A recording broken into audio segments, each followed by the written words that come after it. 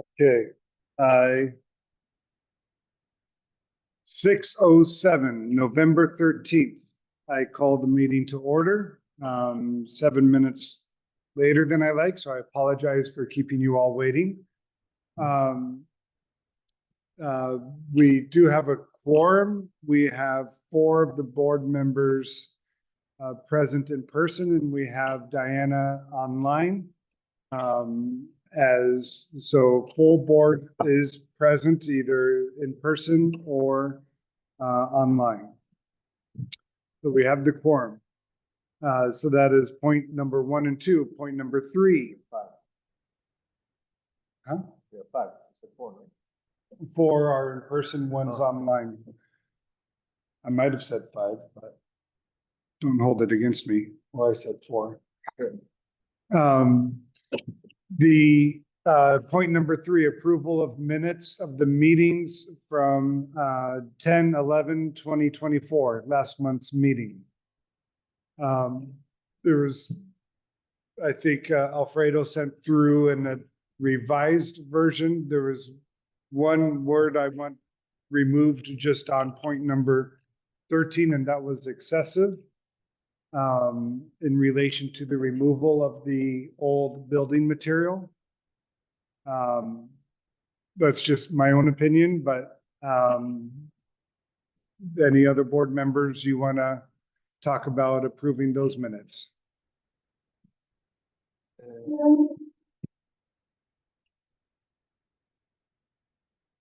In order to avoid unnecessary fighting, I'm going to just shut up. Okay.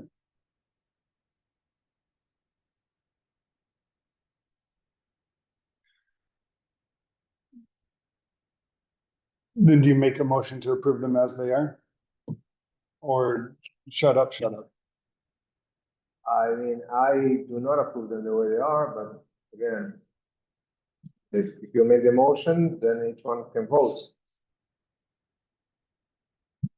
Okay, so I make the motion to approve the minutes, but remove the word excessive from the point number 13. I second.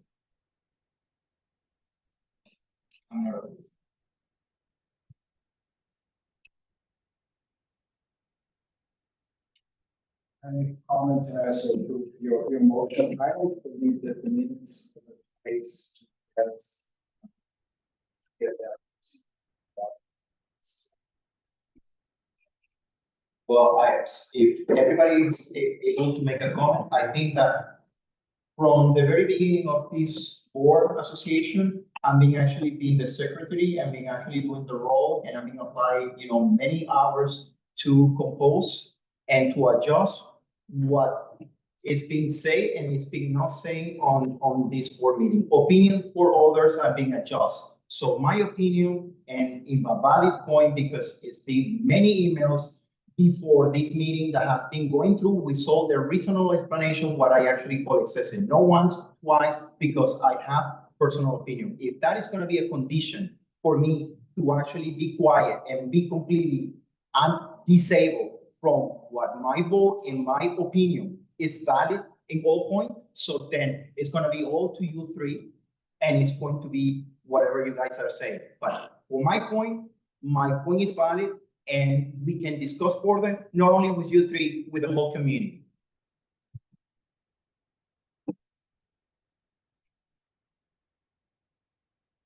And, everyone has an opinion. I think where there's an expression of narratives, I think the minutes by nature need to be objective and neutral. This is not happening in all the minutes that have been recorded, because they always evolve and it's always an adjust. Even though I can confirm with the recorder, because I actually have to clearly know what is being recorded, but subjectively I'm being able and I'm being instructed to change it for whatever reason it is, because we don't want to sound terrible. But this is the expression of a unit owner, of a member of this association that is completely against of the procedure that is being done in this particular topic. So for me, it's clear that this subject needs to be with my voice because this is my voice and I can actually represent and validate at any time and any point with anyone. Well, minutes are supposed to be objective, short, Those are basically, objective. basically what it says in the agenda, and then whatever was voted, you should put all were in favor, or if somebody was against it, then you can put Alfredo was against it. So it has to be, you know, whatever was voted on, and that's all. But that's exactly what it's gonna show. It's gonna show that you guys approve and I disagree, and That's fine. That's Okay. the way it should be. at least my voice is not canceled. No, and we don't want that. It's impossible to cancel your voice, Alfredo. Yeah, right. Don't be sarcastic.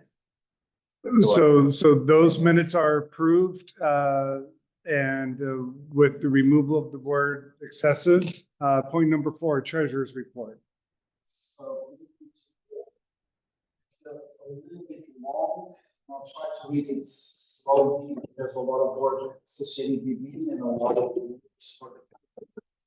So the first thing is to comply with the numerous recommendations. The following changes have been introduced in Valley Bank's special assessment operating model. To have a unique special assessment account that would cover for the first and second special assessment. This account is the account 428-51319. And the operating rules are the following. Regarding the first special assessment, all the first special assessment fees payments should be done in these accounts, while this has been happening until now.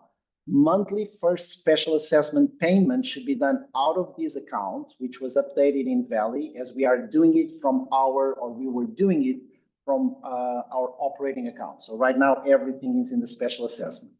Regarding the second special assessment, currently still under a line of credit until converted into a loan by the end of roof project stage 2.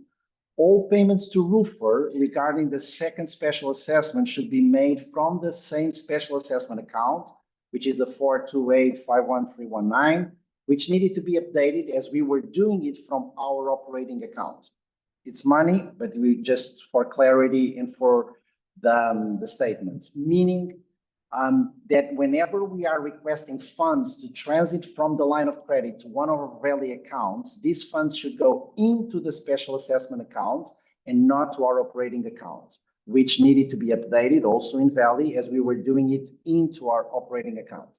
Whenever the work is done and fully paid and we convert our line of credit into a loan, rules of the first special assessment will also apply to the second one, meaning all second special assessment fees payments should be made in the special assessment account, and it's just one, so we don't need different accounts for roof project number 1 and roof project number 2.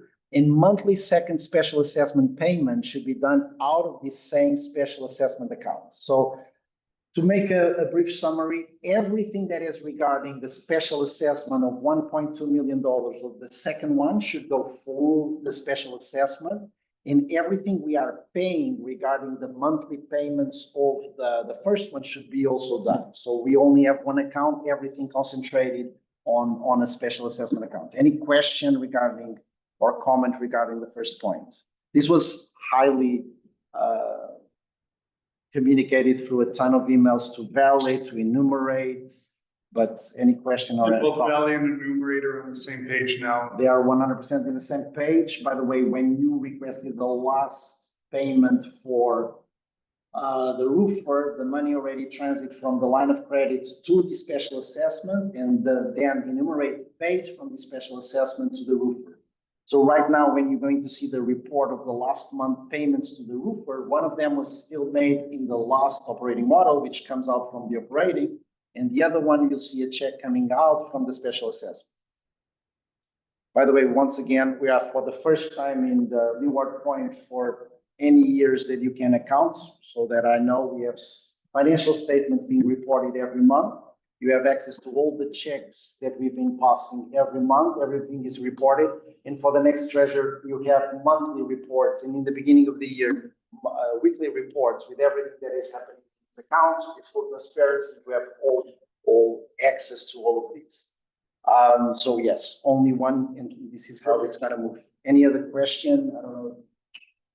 Okay, the second special assessment loan status. So there were two loan advances that were requested during October. The first one was in the beginning of the month, the 7th of the 10th, 78,790.48. And the second one on the 22nd of October of 99 to 112.80 cents. So these were in, by the way, we are already starting another payment right now in November. Any question regarding these? We are doing it accordingly to the plan that I can read and understand from the roofer and being very highly conservative, which is a completely different practice from the past. Okay, any question from this third point? Now, very relevant point, auditing process. Auditors have sent the 2022 audit draft for BOD to review, and at least 3 BOD members have reviewed it and commented. Among other relevant information and recommendations, this report has identified $134,233, an unidentified transaction entered December 31st of 2022. And asked us to contact and question prior property management company for the rationale for this unidentified transaction, which the BOD did and received the answers attached to this report. I pass reading. So let's go to the other part. So these are emails that were exchanged between us and Primex, which were the accountant parts. Okay. Okay, so we received an email from the auditors, from Gersten, about this transaction of over $134,000. And so we sent an email and said, Tiffany, with the email, Primex management from Tiffany, obviously, our auditors are looking to trace Below's entry. Could you please provide information about it? We are looking to close ASAP, our 2022 audit. So if you could send it during this week, would be great. The answer is I spoke to Orlando. For the ones that do not know, Orlando was the person in charge and responsible for Primex. And he said those entries were made by the previous CPA and to reach out to them to find out more. And I answered, this is a December 2022 entry. Primex was already working with us for a long time. Could you please reinforce the question with him? Looking forward to hearing from you. The answer from Primex. Hello, Jean and Robert. I spoke to Orlando and relayed your message. He said we were instructed by Leeward's Point external CPA and at that time to post entries to their books to agree to their audited financials. He also said he should ask the CPA that was the reason for the entry. Journal entries are not real world transactions. They correct balances. Each one of you can take your obvious conclusions. I'm going to do several recommendations here to follow up on these. You finally get the description of what it means. There's no more information besides these. Now I'm going to follow up. The real world, I don't know what means real world. I'm just an economist. I don't know about accounting in the United States, but for me, real world is real world. And so this is absolutely inadmissible. No, inadmissible. This is a write-off of a balance. So, but I'll go for, so questions and comments, because this is the fourth point before we enter in recommendations. Okay, so you're going to have also, which is the fifth point, all the checks that have been approved and taken. Tell me. Asking to say that we are going to have 2024 already reconciled. Is that already done? No, it's closing this draft, and you're going to hear the recommendations. Whenever the draft passes to final report, then it can close 2022, and then it can start 2023. Listen to the recommendation because there's information. So, first point. Oh, by the way, I jumped one of the points. Sorry. Which is regarding to the enumerated bookkeeping. So September financial statements have been provided, and after a preliminary review from the treasurer, he has sent an email with the maintenance cost reallocation proposal according to their correct ledgers. This is another thing from Primex. They just put all the things inside of maintenance, which obviously resulted in a huge amount of cost for maintenance. Also, you're going to have in the appendix of this report all the recommendations that were done, and also in the following budget allocation. So as a board, we decided $50,000 for the drywall, $50,000 for the 50 years inspection, and finally we passed the special assessment, $1.2 million for the special assessment. And this is not there in the financial statements, which means that all these items or ledgers are showing negative, which some of them are positive because we haven't spent all this money. So one thing is that we need to reallocate, even for you to be transparent. So you haven't spent $100,000 in maintenance.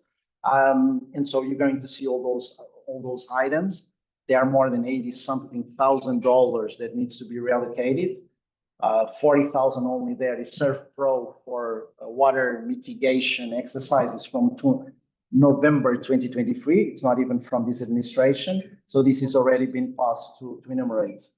Then the second part is that the delinquency report October 31st had 7 unit owners in arrears with an overall figure of $22,444.70, but with only 2 units with over 90 days balances, which had 89.6. These are the ones that we're initiating by recommendation of our attorneys, the foreclosure procedures. Very good news are coming. So first of all, we got an email from the attorneys saying that one of the units has paid in full until November with all the penalties and everything associated. And the other unit is still not reported that was paying in full, but even the attorney told us to stop the foreclosure lien procedures because it was told that everything was going to be paid very soon. So I think that very good news are coming. One of them, the check is going to be mailed to our community, and the other one, which is also related with the sale of this unit, is going to be, I hope, solved soon. So good news, because nobody wants to go through these legal processes with any of the owners. Any question about this? So right now, there's not going to be any foreclosure on anybody. the 31 is still a question mark. So 31 is in, the 31 is under proposal to sell. From my understanding, there's courts involved, etc. Like we understood from the interview. So whenever, but also what we heard is that the current owner, or the ones that affirm themselves as current owners, because there's legal dispute about that, are assuming all the costs, and that was what was transmitted to the attorneys, and that's why it was the attorneys, okay, let's stop this one because we already received an answer. The problem is, I look at the balance of this unit, and it's still there complete, so nothing has happened. Robert has sent today an email, 2 emails, by the way, asking for an update because we received the email of the attorneys regarding the other unit, but we still didn't get an update. Basically, once the sale goes through, we automatically going to get everything resolved. I hope so. Yes, or coming from the seller or coming from the buyer.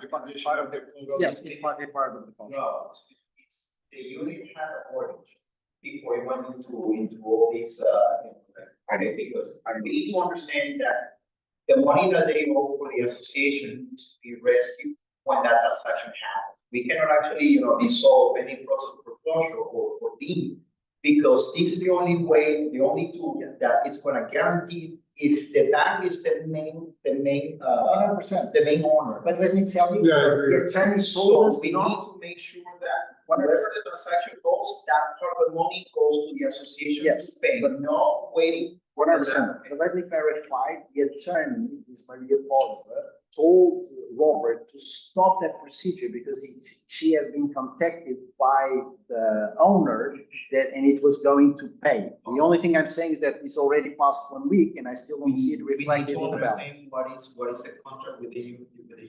It says mortgage. I don't know. Yeah, but we don't have, I don't have access to that information. But that we're gonna have it whenever by statute, by law, once you do closing, if there's anything owed to the homeowner association gets paid immediately, It so. needs to be clear on the document. Yeah, and I hope that sorry, in the estoppel, Stop, I'm gonna say. we're gonna mention exactly all Exactly. these responsibilities that needs to be complied. Exactly. But from my understanding, once again, this is still in court, so a lot of question marks associated with this. Sorry? Needs to be all that and needs to actually prepare all the But right now, and correct me, Robert, if I'm wrong, I believe what the process that we did with the buyer was only to the buyer to present himself to the court so they could expedite the release of this asset, because I believe there are several assets associated with the owner, and this is by what I heard, is not what I read. So they want to release this asset, which is the unit 31. They want to sell it, take it out of the big cake, which, by the way, I think is much bigger than this just house. And so they take these out and then they sold the big thing. release the lien. But let me tell you, there was no lien. Alfredo, the attorney told us to stop the lien. So there was no lien because there was a promise from the owner that was going to be paid. Now we are asking about the 31 and saying we are following the recommendations of the attorney.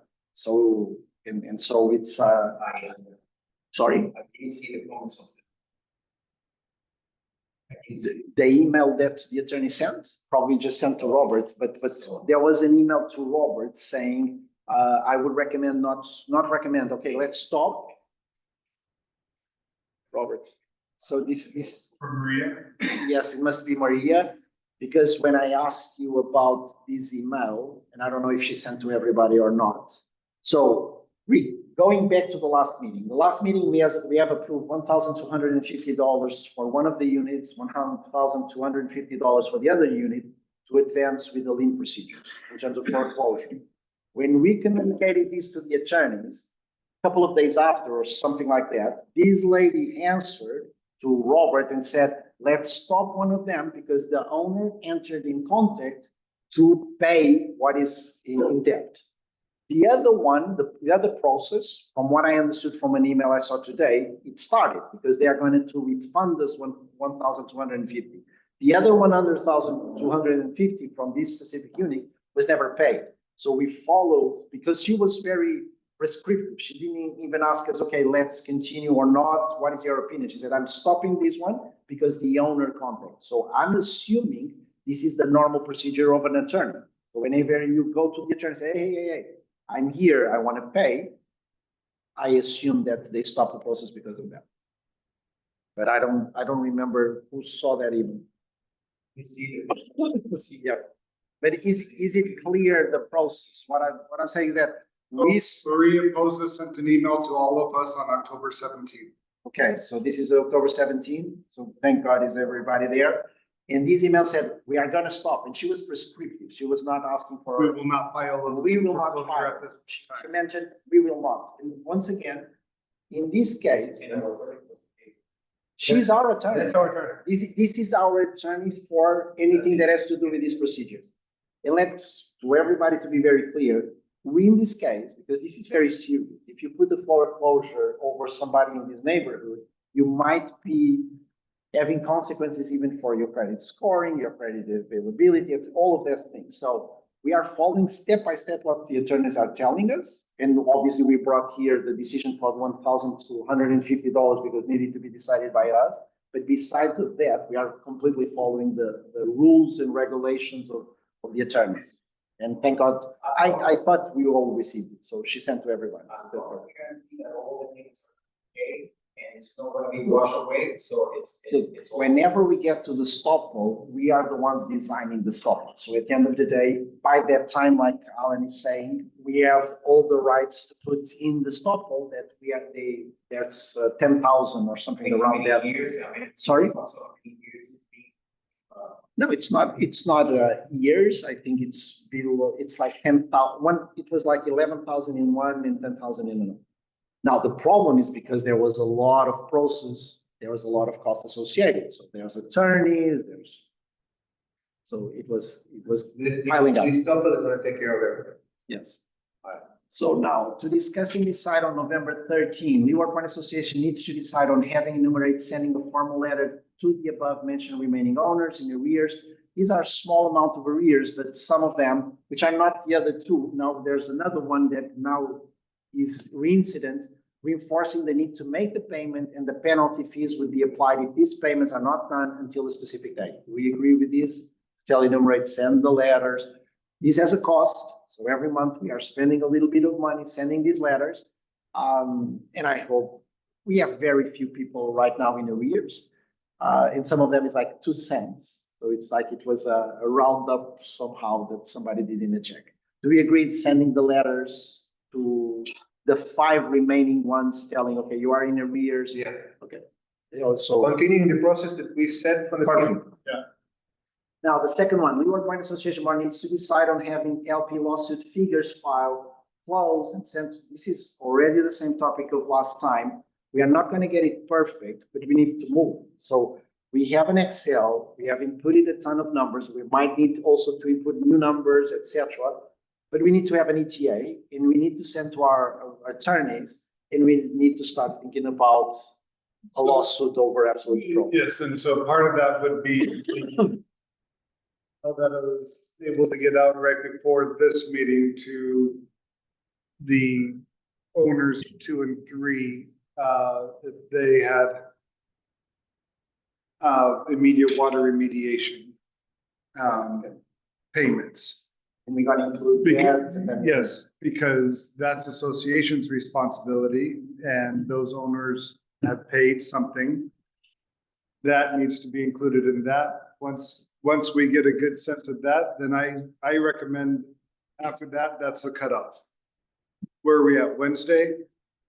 By, Okay, we should also then, I would say we should also put a cutoff time for the owners to give their proof of payment.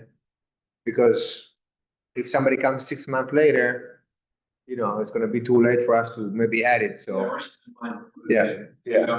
Yeah, so maybe we should follow up, you know, maybe in a week or 2 with a deadline.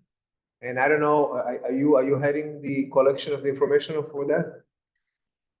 yeah, I mean, they're sending it to the Leeward emails, so Okay, between you and I, we make sure we keep that and. I mean, if it helps, I can create a Google form where automatically, where each, you know, unit puts a unit number, their name, and they have options to upload, and that way we have everything centralized in one, basically Excel. Several months ago, where people already do part of that. So at the end of the day, we can also match whenever we receive from the owners that are responding now and match with what we already received in the past and say, look, this is the overall from the unit. So we keep fairness to all. Okay. By the way, But I would say that turnaround time needs to be tight, like not weeks, but a week. And the thing is that I think, but if the turnaround time is gonna be only a week, I think that this communication needs to be mailed, but some people don't, you know, we don't have all the emails updated. Some people, you know, are older, maybe they don't check their emails.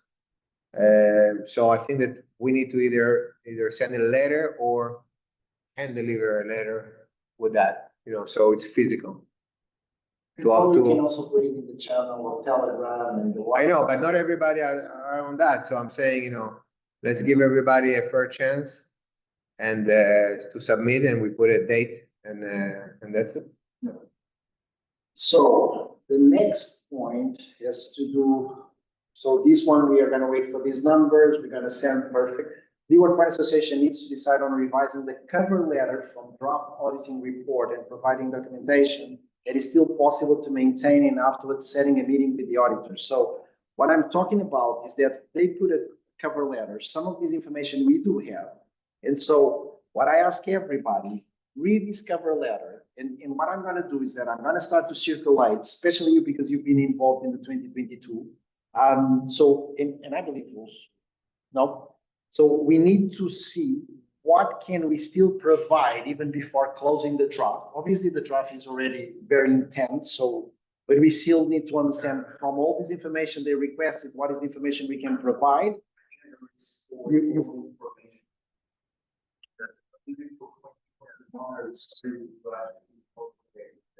But if you can go back, because one of the things, just going back and trying to say, for example, I know we didn't have a loan urgent amortization table or any special assessment subsequent to this date. Yes, we have now this one. So there information that is easier. Other one that, for example, when they ask about meeting minutes on where the reserve was waived and approved, which somehow in 2022 or 2021, somebody did that waive of reserves. I don't know where to find it, and I don't know if we have access. I did send all the meetings that I have so far, I know, and I also, years. Alfredo, I also sent tons of times the same thing regarding the treasure area. So what I would ask is that if we can go back and see specifically if we can find additional or not, we can just say, look, close the auditing. We are good like we are, but I think we can give it a last round and see from the additional information. We share more than 650 documents. This is requesting by The auditor. so we are using a lot of information. I know. Yes. And if you go to and I understand it's so many information that we did to the auditors, sometimes the information is there. So I will read it and I would just recommend that everybody to go through and then we say, look, this is the latest batch. Thank you, Michael. We were there copying tons and tons of documents from horrible boxes provided by our dear property manager, former one. And so it's just the final round. Would that be the budget meeting where that would have happened? The budget meeting, sorry? Where the reserves were waived? No, the reserves, it was like, oh, yes, when the budget meeting. And so, and they waived. And so we should give them, if we can find 2021 and then 2022, the one that was this, or no, the budget is already decided in 2022, that meeting where the budget is decided and that would be one of them, for example. Then what is this? Then there are things that I'm going to answer. What is the status of the special assessment, etc. So some of the things are not hard to go. Okay, it's just the last one. Now, the other thing is I do a recommendation. And this is very, very important. Sorry. The Leeward Point Association Board needs to decide on sending an email to Ecker and Romano, because if you heard carefully what Primex said, he said, okay, we did a $134,000 and some dollars Through their guidance. So my recommendation is to send an email and say, okay, we were just told by our property manager that never mentioned that he would do this right off to the balance, that you were the one initiating these, which by the way, I cannot also match from the adjustments. Okay, anybody else? Yeah, and also maybe sending the communication. 100%. Yeah. Yes, okay. And by the way, whenever we close these, we should have a meeting, but then we can decide it there with the auditors to understand, okay, so this is where we are. This is the information we got. This is the documentation we can still have. What are we doing regarding each one of these topics? Because there are consequences for each one of them. We cannot stop just knowing that there was a transaction of $134,000 non-identified. So what are the next steps that are recommended by the auditor? So, but that will be a meeting with the auditor by then, and we should all be together. And also, I think it's an open meeting for the transparency for all the owners. Finally, a question I did to you, Alfredo, is that the system of the payment of checks made by enumerates gets these, which is Paymerang somehow didn't deliver the check, from my understanding, to Carlos. So he didn't receive still the $50. Okay. And he told me that he didn't receive his check. Okay. I said, well, according to, he give you the check. Even I said, maybe they actually sum up to your regular maintenance check, and they say, no, yes, I don't know that you guys, like do a separate. I said, well, you should receive the check by logic. So you just received one? So just the other received one. The one that I actually give with the receipt for, it was 52 some yes. change. That never happened. I say, So, check your email, check your mailbox. And he did check like 3 times. Okay. And even I said to him on Saturday, go and talk to Joao and see exactly what he's gonna do. Maybe they can avoid the check, because I understood by the person, the accountant, that they can, once they actually release the check, they don't have control. But he never, Carlos never received. So the only thing that I can think of is void the check and then reissue something, like for the same amount to him. So Yeah, and that is completely agree. Just let's ask him if he has received it until now or not. I would do the same processing that we did forever. It takes a lot of time. I was there tons of times with Ever, but to define an ACH. They receive money from us every month and sometimes even more than one time per month.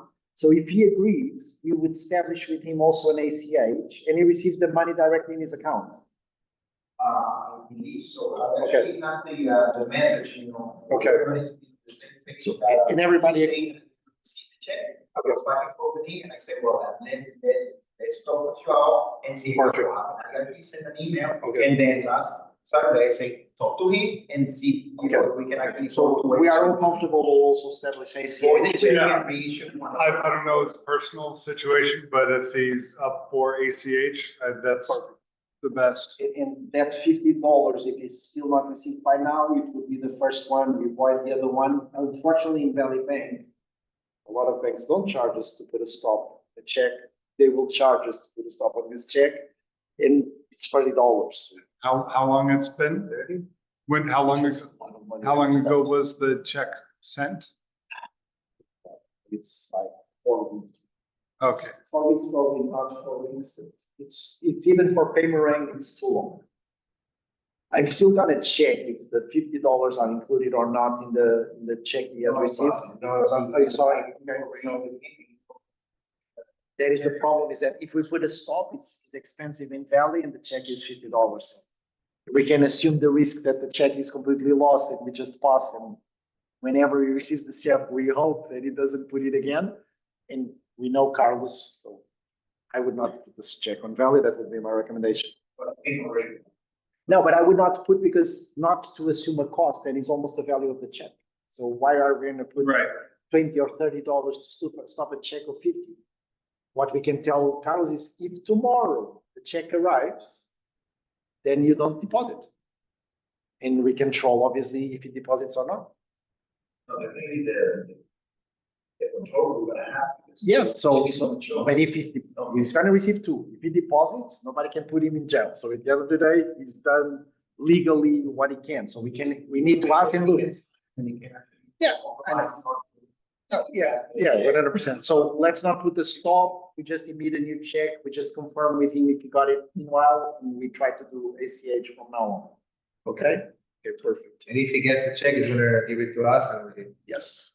We did the same thing with Ever. So Ever received the check. It was a very confusing thing because he needed to go to Doral. It's very far away from. So he gave back the check. We defined the ACH, and then he's now on the ACH model. By the way, Ever is our Garner, and Carlos is our handyman. So, very well, and that is all. Thank you. Very good.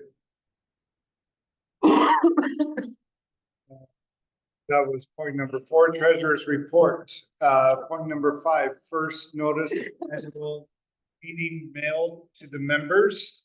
Due date for those interested in being elected to the board is 5 p.m. on 11/28/24. For those who are here, did you receive that letter? Just finding out to me. I know he has a. Okay, and that you can email it, you can give it in person, you can put it in thing. Alfredo, I'd like to give you mine here. Yeah, I'm gonna try to have it ready. I'll upload it and email it. And then, again, an engaged community is an informed community. We love owners who are wanting to be a part and make this community even better. So if there's anyone who does want to run, take that notice and return it according to what the letter says by the 28th at 5 p.m. And I just gave Alfredo mine. Insurance renewal, point number 6. So we. Well, I have to actually say something regarding of item number 5. And I just need to, I need to understand because it seems like things are completely, like pass me by, and I need to actually have a clear understanding about how we do the procedure of what we. I remember that you actually, said with the whole package, needed to have a revision because there was some technicalities or deficiency of the lawyer call. I'm not some lawyer, but I think, from my past experience of 20+ years here, that the package of elections of first notice is something very simple. The only technicality is the day that it always being an inconvenience because always fall in a holidays. But what it actually, like get my attention is that we are deciding to actually make the point to actually go with a lawyer to have a charge. I think that when we recall to have a lawyer hired, those were additional services, which we didn't pay attention much because the property manager has those put in place. But regardless, it's $350 for just revision of the package. But I need to understand if that package was including the mailing procedure, because if we try to do the best effort to minimize the cost in the community and then produce a package that then we're gonna be picky and then, do everything as proper procedure, it's fine. But then we never hear about any resolution whatsoever. Okay, we're gonna do the package, we're gonna revise, and I was in the understanding that we're gonna receive the notification or the mailing from the lawyer as they describe on their service. But then it comes to my surprise that Tiffany was the one doing the mail. And as I understand from Alan's, Tiffany used to work for Primus, which is a company didn't have any good relationship with us, and it's a conflict of interest. And I need to understand why Tiffany, it's okay, but it's a person who is still employed by Primus. So why we actually go back and use Tiffany as another procedure that we're supposed to have with one person, with one entity. And I need to understand because those decisions were passed by, and as part of the board member, I need to understand all the reasons. So you say, no, it was convenient, she always is available, but we need to understand clearly why we're doing that, because it seems like or either there is a misunderstanding with lawyers package and all the scope of work and final decision that few of them are taking in behalf of all the community. So a point for you to basically, like tell us exactly, what happened. Can I answer part of it? Sure. First of all, I didn't tell you ever about Tiffany. So I don't know if you got it maybe from somebody else, but not from me. It's on an email that you say that she's a conflict of interest, and we have it all recorded. I can actually provide it to you. Did I say that she's a conflict? Yes, because she is, working on a company that it's not have good relationship with. Oh, for her, it was a conflict of interest. Exactly. Not for us. For her, it's a conflict. She cannot be a property manager, and that would be a conflict of interest. What she says that for administrative tasks, she could support us to do administrative tasks like printing papers, putting those papers in envelopes, going into the mail, putting these mails, etc. So all of that is administrative tasks. And she was available to support us in administrative tasks. I would remember this board that we had a very long process that was completely jeopardized and canceled by the last minute to get a property manager. And all of us have been working probably 10 times that they should be because we don't have a property. So whenever we find a way to reduce some of the administrative burden, we are doing to reduce the administrative burden the same way that whenever you have something on the maintenance and you need to hire somebody to do some of that maintenance, you're not doing it yourself. So it's exactly the same thing. We saved a lot of hours printing paper, going to the mail, etc., to get her not as a property manager, but like we call it in Portuguese a task lady. So she does the tasks. So conflict of interest, yes, as a property manager, that's why she cannot be our property manager. She can support us sometimes in an hourly basis to do these administrative tasks. That if she doesn't do, And it would be you, me, Robert, Alan, or whoever would volunteer for the city. So. Well, I was in the understanding that the lawyer was taking care of that, that's what we were paying the rate, itself. the revision of the package and the mailing, because that was part of the service. So from the very beginning, when we actually were hiring, we're comparing all the additional work.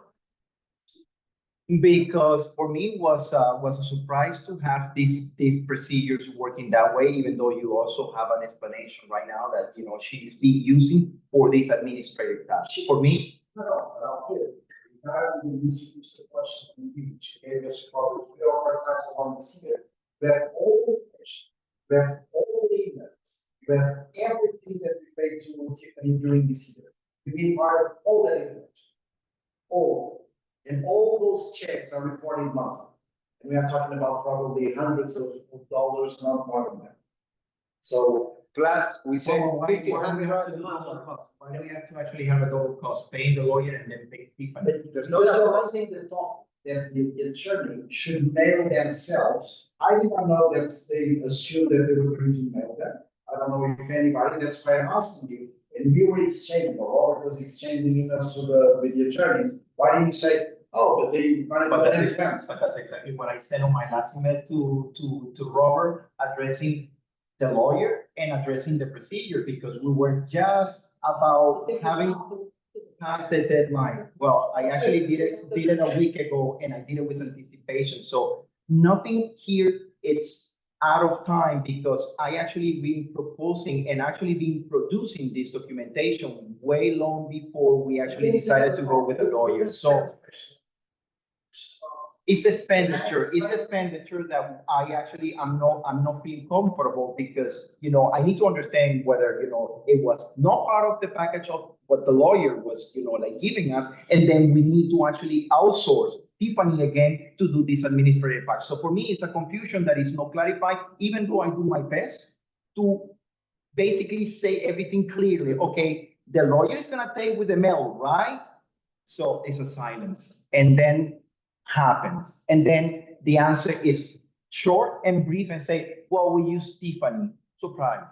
So I think that we, you know, as long as we are on the same page, at least, you know, like to communicate and say it without me asking it, it's fine. First question I think was already addressed in terms of if this is a conflict of interest, why Tiffany, etc. If you have any other person to support with an administrative process, we let it know. The second question we are doing is that these are not included in the package of the insurance. In my understanding, I never But that read. wasn't clear. Alfredo, your email only says, why was this sent from Tiffany? It didn't address anything from the lawyers. So how, But if you read my emails, it clearly says, well, to you and to the lawyer, if that is going to be actually performed in the same way, if they're going to actually be responsible to mail that. Did it or did not? I did say. The lawyer said that they're gonna be. And adjust. the And I package. actually reconfirmed with the last email, sending How much Friday money are we talking and about? sending Friday. Well, that's exactly what I need to, you know, to understand. Okay, so Once again, let's be fair. You already understood, because all the things that are done right now are contained in Oscar, and you are in all those emails. So when we request a check to Oscar, you saw exactly the amount that was going to be in a check to Tiffany. Yeah, no, but Which I I mean, it's like $300. And the $300, by the way, has the printing, as the envelopes, as the paper, and as the hours. Also, I would remember, and I'm not a big defender of Tiffany, as you know, I have a lot of discussions around this with her, but I'm saying that she charges $40 per hour, 40. Our attorneys, I believe it's 355. I thought it was in the same package. Yeah. The clarification here is, for me, it comes as a surprise that we're using, you know, 2 resources to do one task that is supposed to be completely, you know, in one. Let me ask. Okay, that's the only thing. Did you? It wasn't really, it wasn't. My realization, I was asking Robert, now you're gonna be the one that is gonna pay it? That was the question. That's the question that I actually read. Not seeing them doing How, that. how much is the attorney charges for the review? $350, how much was it? yeah. $350. So for $350, an attorney that charges about that per hour, how can he include mailing, putting in the mail, 41 units after reviewing the whole thing. He never mentioned that, so Well, that's we are exactly the- nitpicking, That's exactly the lack of communication, because even though you're trying to understand what is happening, so it's not nothing, and it's clear on the email, so. that's It the is only also thing that I- clear in the It is email. clear in the email. So We continue fighting on stupid things. We saved $1,500 a month on property management. And you nitpicking on, how much was Tiffany, $300? we are much below the budget, even with Primex charging us this year, a lot of invoices from last year that we paid. We are still much below the budget. And once again, we are having Well, the too answer much is work. not clear, because I never hear anything from the lawyer, so that's exactly the point. No, So the- for you was clear, for me was. clear. Okay, they never were going to do the mailing. They were only charged, told you that. it's in the email. They're there to revise it and give us what is appropriate according to the rules and laws of Florida for 2024. So that was point number 5. Point number 6, insurance renewal. For the insurance inspection, Insurance renewal, number 6. I think they can go hand in hand. We've renewed all insurances. There's one sticky one, and that is wind. Wind insurance is with Citizens. They issued a, what do you call that? Non-renew because of the roofs. And they need evidence that the roofs are finalized. Excuse me, before they commit to a new year. I guess the challenge before us, or the question before us is, and our insurance agent went and shopped the private market for wind insurance outside of Citizens. The results from the private market, as he said, is at least double what Citizens will charge for wind insurance. The option before us is to finish the roofs as quickly as possible, get Citizens here the day after, or commit to Citizens the day after they're finalized with proof and pictures that the roofs are done, and then renew the wind policy with them when that happens. That's probably December. The other option is to engage the private market instantaneously and pay more than double the amount that we would be paying for Citizens. Well, we're gonna have to do both. So we can, I mean, if we cannot stay without insurance until we finish the roofs, we're gonna have to hire the private. The moment the roofs are finalized, we can move to Citizens, and then the private is gonna give us a refund on the unused portion of the insurance. The point is, my understanding, that's why I wanted not to go for the private. As we saw previously with the state of the roofs and the construction, etc., whatever claim we do, even from the private, they will tell, oh, this is the roofer, this is because the roofs are old. So at the end of the day, we'll be spending money, and whenever, God forbid, we have a claim, we're not gonna pay it for anything. That's true. So at the end of the day, why are we gonna pay an exorbitant amount of money for this time until we finalize the roofs? And I hope that will happen if the possibility or the probability, not an easy decision, but the probability of getting an answer positive for any type of claim is almost zero. So Because they will is say- it legal in the state of Florida for an association not to have that type of insurance? I don't know the answer, I'm asking, Lakeview doesn't have it, right? I don't know. I think this is not required. We know. So I think that we need to first answer that question. We should ask our lawyer. No distance. We should ask the lawyer that I question. think you're right, Alfredo. We should ask the lawyer that question. And if it's not required, To be honest, in general, the way insurance is right now, and I know it's a little out there, but I would have no insurance because, you know, if we save the money for 2 years of what the insurance costs, we're gonna have all the money we need for an incident. Mortgages and the mortgages associated. That's. Okay, but if that's the case, then we cannot even, then that's the answer then. We cannot not have it. That's on the flood. That's what, yes, so we. And then the ones that they are paying like, you know, or workers, they are very small amounts, the wind and the flood are the big ones. And then there's a huge amount of other ones. And, What's the name of it? Alejandro. Alejandro. Why Alejandro has to say about that? Because, you know, like he must understand the situation because, you know, there's gonna be units that have mortgage. It's a good question. He hasn't said anything in terms of wind, Alejandro. No, but I mean, the point here is that. if Like it's- meaning on the mortgage No, if it's. or Why- legal, sorry, not mortgage. Because the movement that you guys are doing, it's okay, because if we can stay away of getting the wind policy at this point, The board is doing.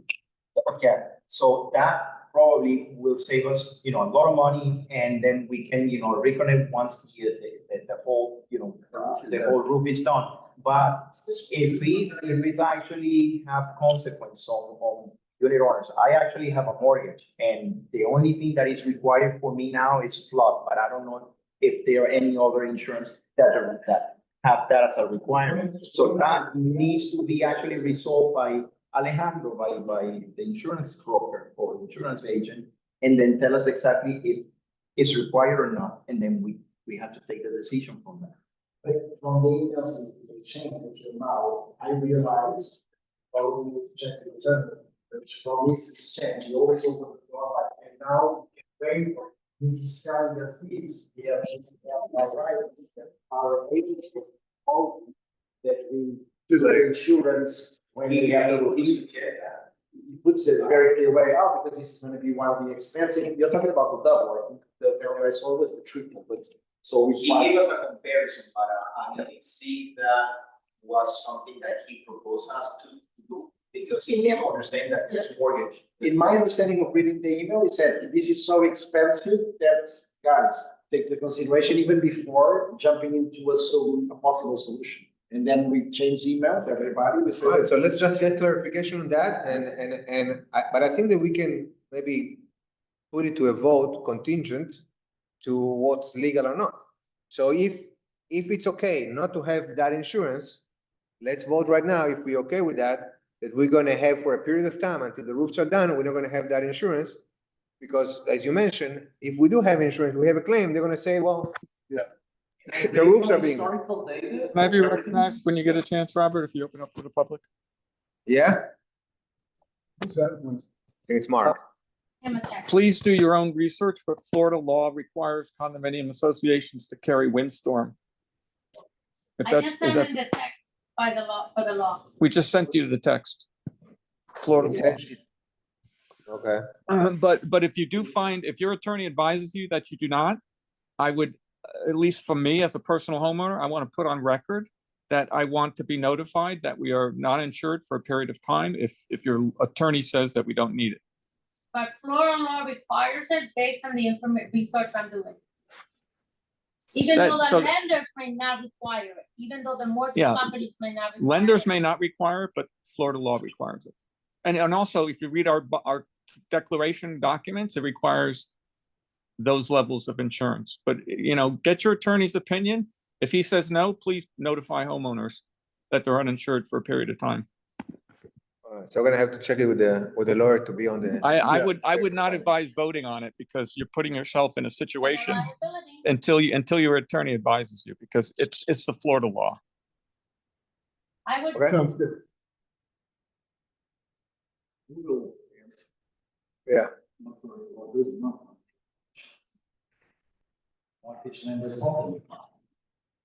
Yeah, okay, according to Google, apparently it's not required, but the best lawyer would be our lawyer, so we'll ask our lawyer. Okay?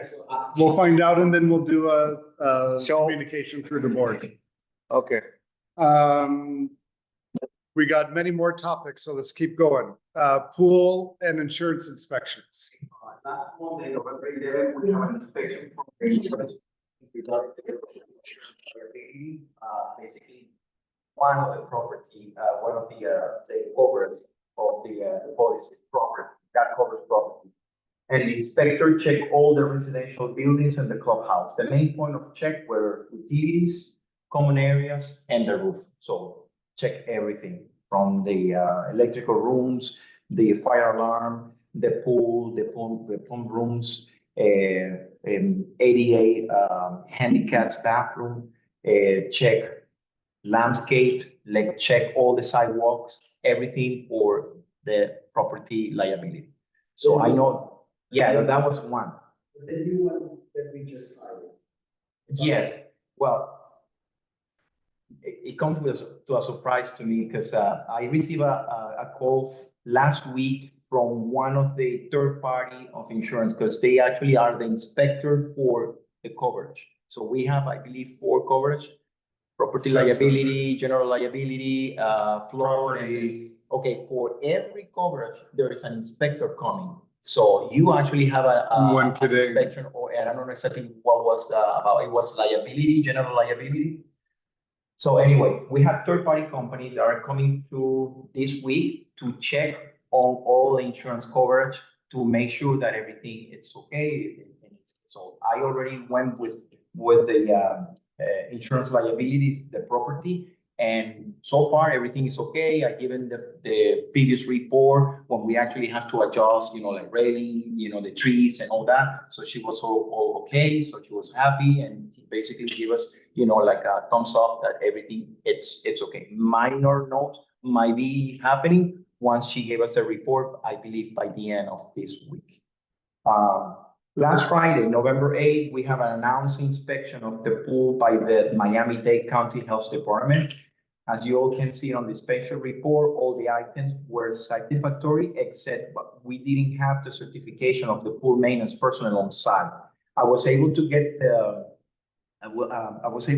license from the Pembroke pools while the inspector was here and doing the inspection, and we have no outstanding issues. So everything was satisfactory. So that was the only thing, and he already put that on the place on the pump room. So we have everything checked out. So it's all. That's annual. That's annual, yes. Question for you guys. Why do my name appears as a contact main point in the insurance company? I don't know. I Because got everybody called was for the calling one me and I today. didn't know why. I mean, I know that I'm the secretary, but I mean, somebody give my number, my name, and Probably the 2 agents that we contacted, one came from your side, another one from mine. So probably that is the connection, because we never provided any other name. because I wasn't in the insurance package, and then all of a sudden, I have to be responsible for that, and I don't mind to do it, but I mean, four people bothering me, and that's it.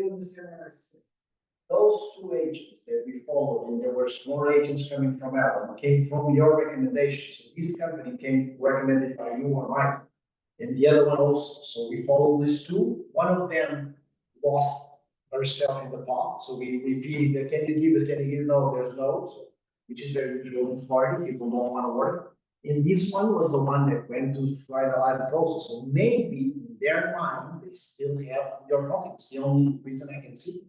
Because in the insurance company, everybody coming to me, and I say, No, I've been told we just today, need to send an so for email, me, check, you there's have to be more communication. No, we're gonna have 2 more, so already Robert took ownership, so you can actually do the other 2, because it's gonna be the same walkthrough, because they're gonna review the electrical pool, the electrical panels, the clubhouse, all the 4 buildings in the clubhouse, so it's gonna be exactly the same, so I know that everybody have time, but I cannot do, like. Yeah, there 4 was even, some there was sites. even confusion from the inspector. There was gonna be a second inspector who called me, and I'm I like, given Didier's number, which is another insurance. This is the one that is requesting the inspection for today, but you have another one. Yeah, but then he said he's from Majestic, and then I said, I believe Majestic has already come here. And then he called me back and he's like, yes, I apologize. No need for that inspection. But there's one. There was one today, yeah. Point number 8, updates on roof project. They are substantially completed on building number 2. All of us wanted them to go to building number 3. The reason they did not go to building number 3 was the parapet wall that is located on the corner of the northwest corner of building number 3. That is being worked on, and I think that's coming up later, so we'll talk about that then. But the reason why they cannot do that is because they need to tie the wall, they need to tie the roof off on something, and when there's no roof there, they cannot tie it off. And so they need that wall built. Alan has been working very hard on getting the information and quotes for that. We'll discuss that later. They are done with tear off on building number 4. And they are laying the permanent roof on building number 4 right now. They should be finalized with that and substantially completed with that this week. And then they're probably going to have to go to building number 1 after that. From that, they've had various inspections. They've passed all the inspections. There's no issues from the city in terms of anything that has come up. And they are actually moving very fast. The part of the equipment or materials that are out here is for the final laying of the permanent roof and the pitch and the slope for building number 4. But in terms of the process, so now we go back to building number 2. For the mansards. Yes. So and there's a couple different things that we're going to be talking about later, but they might have minor detail work that they need to do on top, but substantially completed. The roof is there. The flat roof. Yes. Yes. But the flat roof is waterproof. The mansards are not. If there's a substantial rain coming diagonally, you might get intrusion. We're going to talk about it next. Yeah, we're going to talk about it now. So there's the process of order. Help me out if I get the. So basically for the mansards, they're bringing a separate crew that specializes in that. The people that are working now, they specialize in flat roof, TPO. So that crew will probably be ready to start, I think he said today, about a month or maybe 3 weeks. On the mansards. On the mansards. And they're going to have weeks. Yeah, a couple of weeks. They're going to start on the mansards. In a month, approximately, building number 2 should be completely done. At least, So that means that we are not going to have the 4 buildings until the end of the year. No. I don't think it's going to happen. So the black material, the 30-pounder that is right now on the mansards, that's going to have to be removed. And today, actually, they said that instead of putting a 30-pounder, they're going to put a different type of material that is adhesive, that is easier to put, and the insurance companies like more, and they're going to have to go to the city to change it, and it doesn't go with nails, so it's going to also avoid some of that. And after that, after they do that, we do the stucco underneath, and then the shingles is the last thing they do. Quick question. Yeah. Yeah.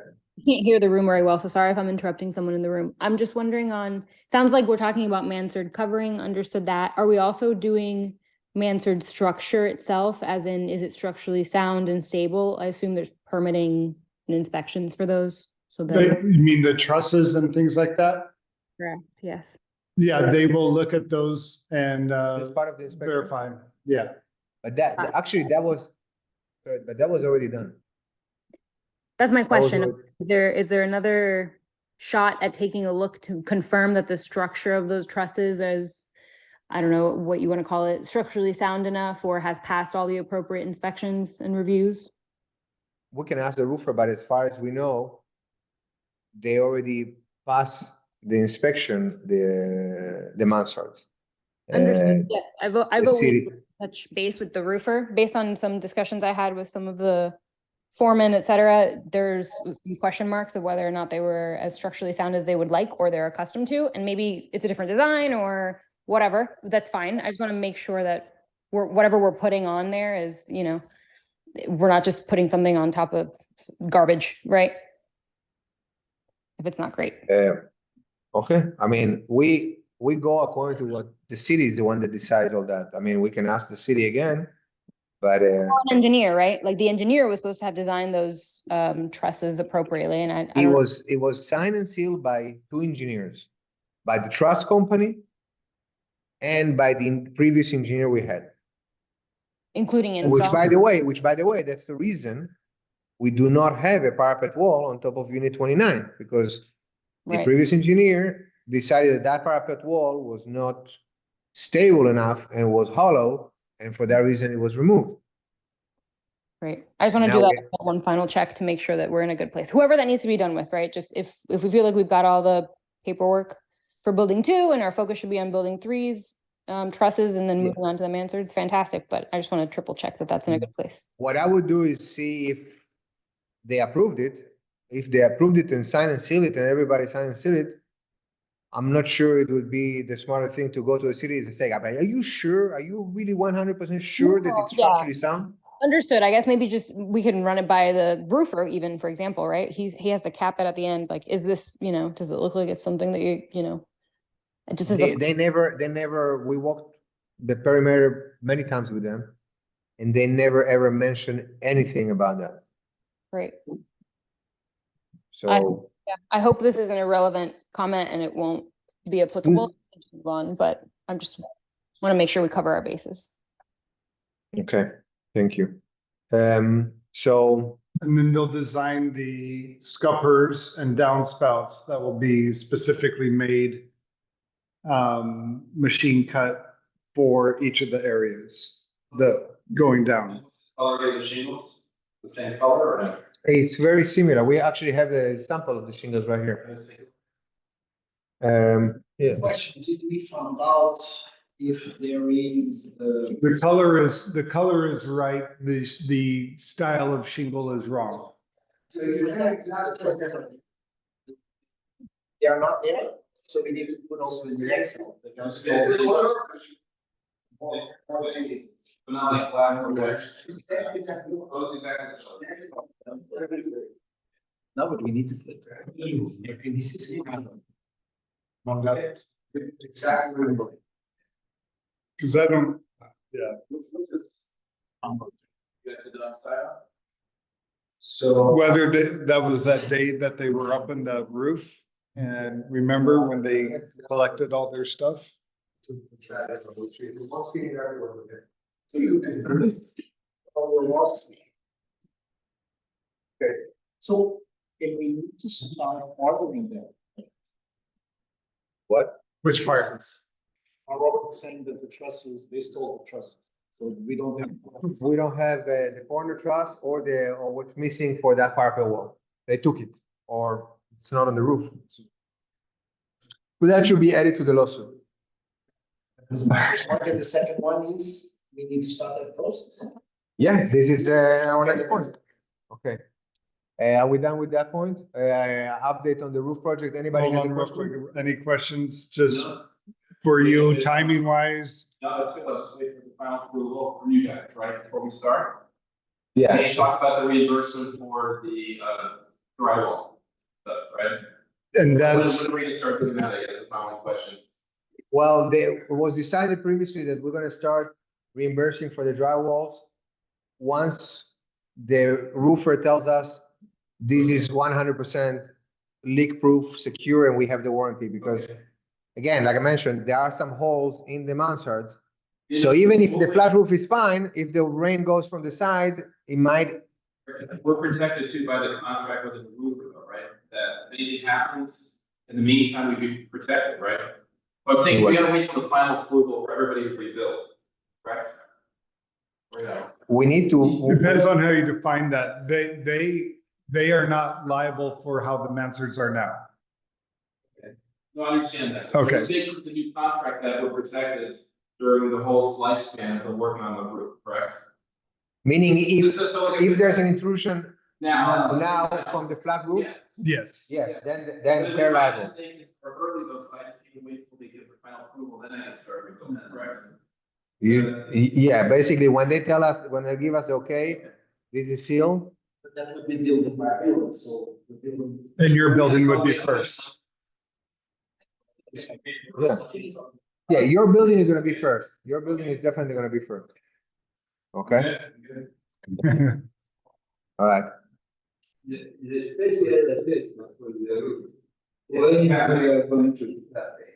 So whenever we close the work, then the line of credit converts into a loan. And that is the moment that people start paying or lump sum or monthly. And from now, the news we just got, probably it's not gonna be still on 2024. It's gonna be probably in the beginning, first quarter of 2025. Okay. For the new special assessment. For the special Okay. assessment. Once again, though financially, the first special assessment is nice to pay monthly, because at the end of the day, the interest rate, nowadays, the interest rates are very high, so the more the person pays lump sum, the better, because interest wise is very high.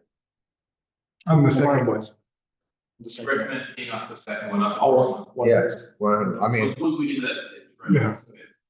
Yeah. yeah, if you can afford paying one of them, then it will be the second one.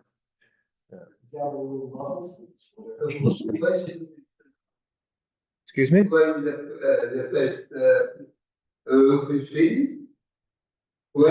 Everything's finished.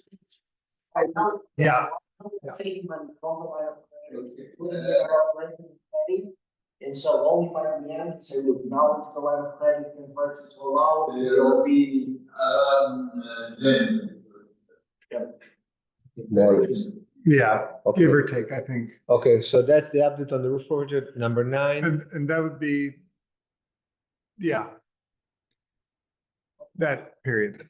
question for the roof project, should we move ahead with the check that we just asked today? I already have the email ready, so when you mention, oh, this is just to expedite, because we are now requesting the checks to be delivered here, so they are fast. So. I would not initiate it yet. No. I don't want to get ahead. Yeah. Because every time we take out money, it starts to pay the interest rates. And right now, the interest rates are not being covered by any type of special assessment payment, because we are not receiving money from the owners. We are getting directly from the funds. Right. Okay. Update on number 9, update on roof and permitting issues for enclosures at units 23, 25, and 29. Okay, so unit 23 and 25 has enclosures. Keep going. The engineer already delivered all the plans for the enclosures for unit 23 and 25. Each unit owner was instructed to hire a GC and do their permitting. I heard today from unit 23 that he's gonna put it in tomorrow, the permits. And unit 25, I'm not expecting her to do anything anytime soon. I mean, that's my feeling. So we need to, and all this obviously delays the work. Meaning they will be able to do the flat roof on building number 3, but it might be problematic for the mansards part of it.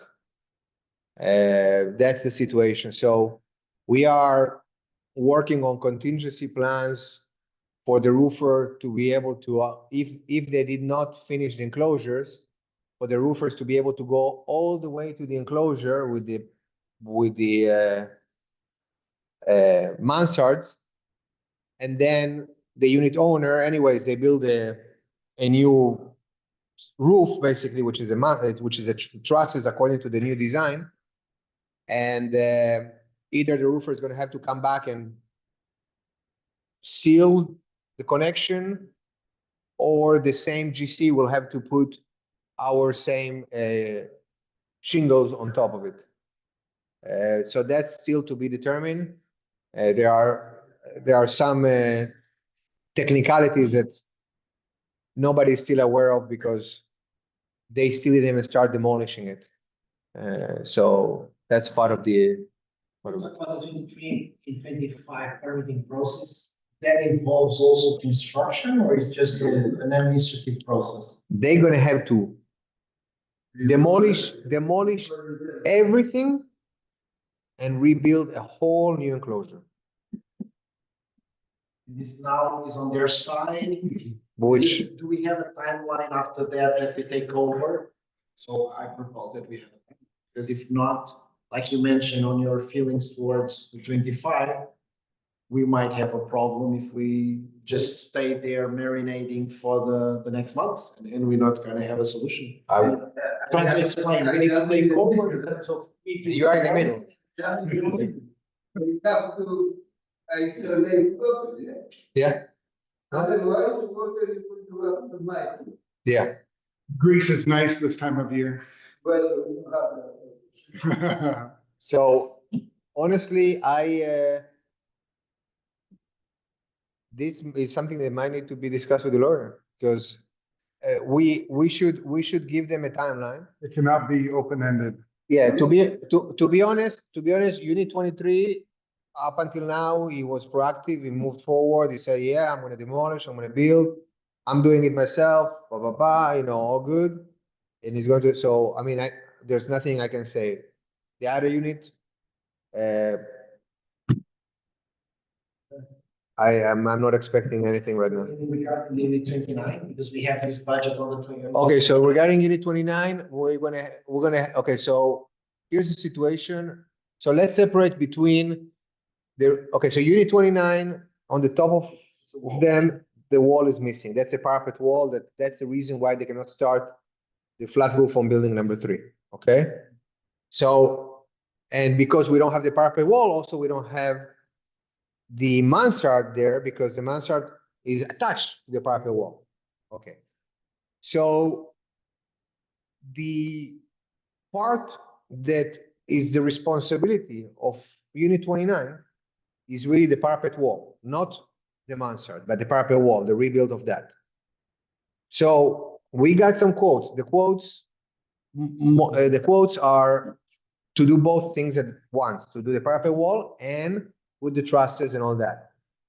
We already got indications from the proposal we got, and we got another one during the meeting, by the way. Wire guys, Alfredo sent it during the meeting. But let me ask you something, because when we are doing the trusses for the 29, the 23, the 25, that I remember when we leave, they still have the old trusses. They also need new trusses. Yeah, but that's going to be on them. They're going to pay for those trusses, because they're going to be special fabricated trusses for their measurement, because they're longer. They go longer, so it's a different slope. It's a longer roof. It's a different design.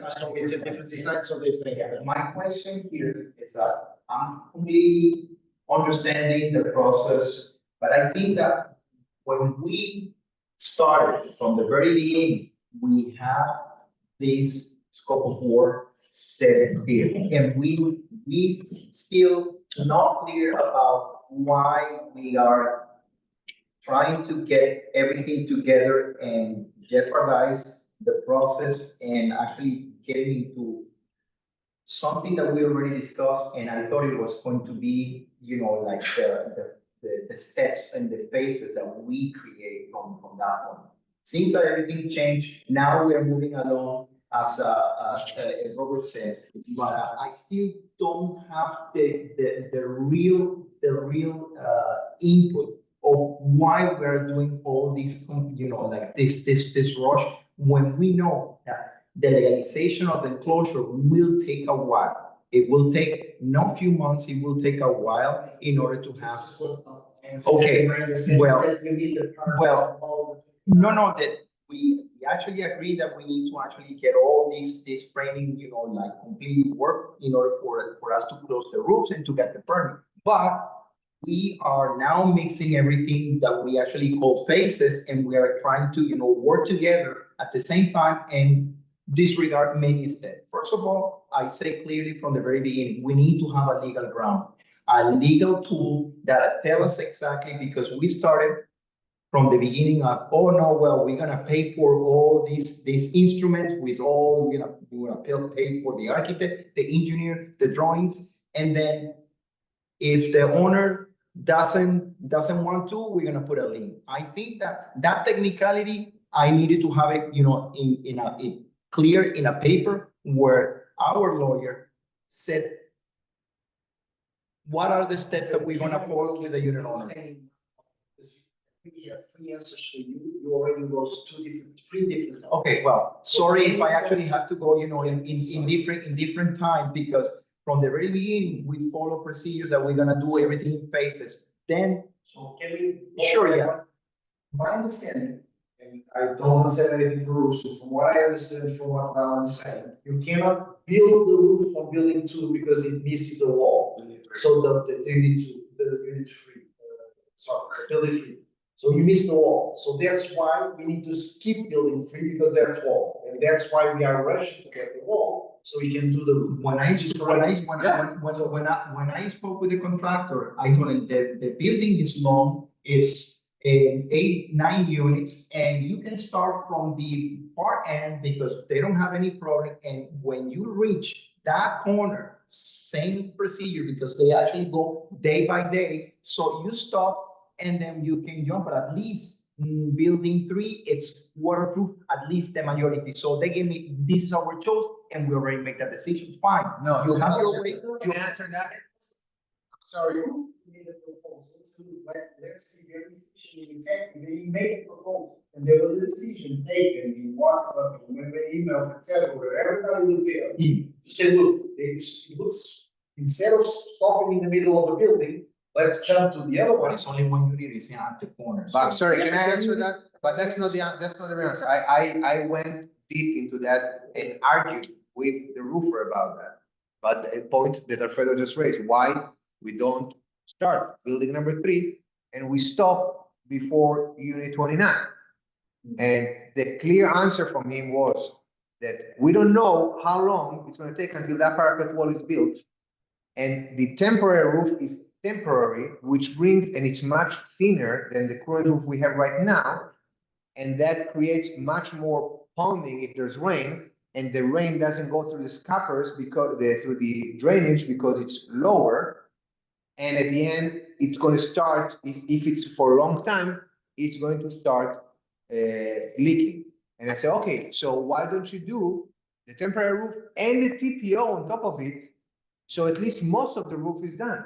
And the answer was clear. It said, we cannot do that because we cannot tie in the TPO to the old roof, and then water is going to go under the TPO and all the warranty is voided. So that's the answer to your question, Alfredo. And we're not going to go against what the roofer says.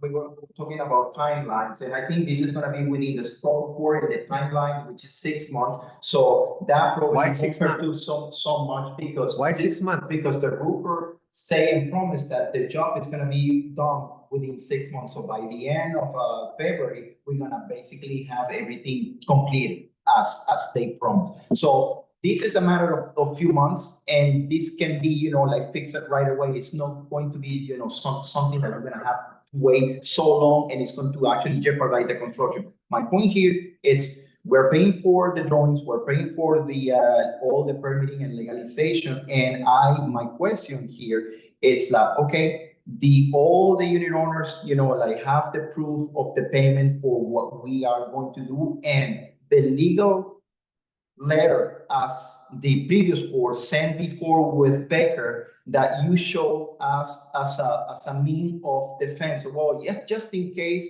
we have this as approved. We do an acknowledgement, but currently we have a new lawyer, we have a new settings. We need to actually have the communication, particularly with all the unit owners that have enclosure, and then get all the liability, put on the paper and get all completely, like waive any responsibility by acknowledge that we are doing this for all the purposes, for all the reasons, and they need to be at least acknowledged. I don't see that letter before. My understanding, let me follow. Esmin, you're calling him an expert. I'm not an expert. Okay. Okay, sorry. So what I'm saying is, now, like Alan was saying, this is what I'm understanding, it's on the side of each one of the unit owners to solve them by themselves. You're right, the moment we will assume any type of cost or expense associated with this is the moment we need to have complete clarity on how we're gonna get back that money. But right now, we are following the procedure that we decided probably 2 months ago, where we say, look, first is on the unit owner, and then we need to prepare ourselves, which is a step by step, to understand how we're gonna get back the money if we need to invest on the bar wall or whatever. From here to February is only 3 months, and the problem is that we supposed to have everything comprised, compressed and done. So for me, the legal ground first, I'm just not talking about as a unit owner, I'm talking also as a responsible, member of the association, because our decision affect 41 units. So I think that before we get into this deep water, we need to actually have the security that our lawyer understand and actually lay the ground tool for us to be completely free of liability. We are putting northern management that between 2022 and 2023 allow the property managers just to write off $134,000 without any president or treasurer can even justify that or even the property manager. We got to the 31 of December of 2023 with the possibility of bankruptcy, a complete collapse of the structures we were having. Right now, I'm not saying that everything is going to be done in February, but right now we have at least a light at the end of the tunnel that doesn't look like a train. So whenever you use words like these muddy waters or this dark, that was 31 of December of 2023. And what happened until then, you have financial statements, you have a proper roofer doing your roofs, you have timelines, you have plans, you have transparency in all the numbers. So the same way that sometimes you don't like the words that are being used by other people on the board, just try to start to recognize that in each one of these quarters, miracles happen in this point. I don't disagree. And by the way, I don't disagree about what you're saying, but you're trying to bring that example again to justify. We actually started with all these, chaos, and we actually been going through, and we actually are addressing everything along the way. But the problem here that I see is we are not following proper procedure, and we are actually stumbling with a step that I'm anticipating. First of all, what we did for the scope of work that we never follow is, second of all, for the legal ground, because at this point, we don't have any clue about what happened with Unit 23 with the settlement that I actually passed, because we paid to this unit owner that amount. Okay, that was the one thing, and we're going to pay again to actually rebuild that. Sorry, we have enough topics. No, I know, but I mean, the point here. 3 years ago. And what we need from this board to do regarding that settlement? We recognize all the different. Do you want us to get that Well, money back? we need to actually say something, because the history, there's something that is. It's a legal settlement. Well, we're going to endorse it, we're gonna pay for all the costs, even though there's some. Who said we're gonna pay for all the No, cost? no one's Who paying. said we're gonna pay for the cost? I told you that whenever we want to assume any type of cost, we need to be legally completely binding, so we can have the money coming back to us. That was what I told you. Right now. So what is the invoice that I see from the architects and the engineer?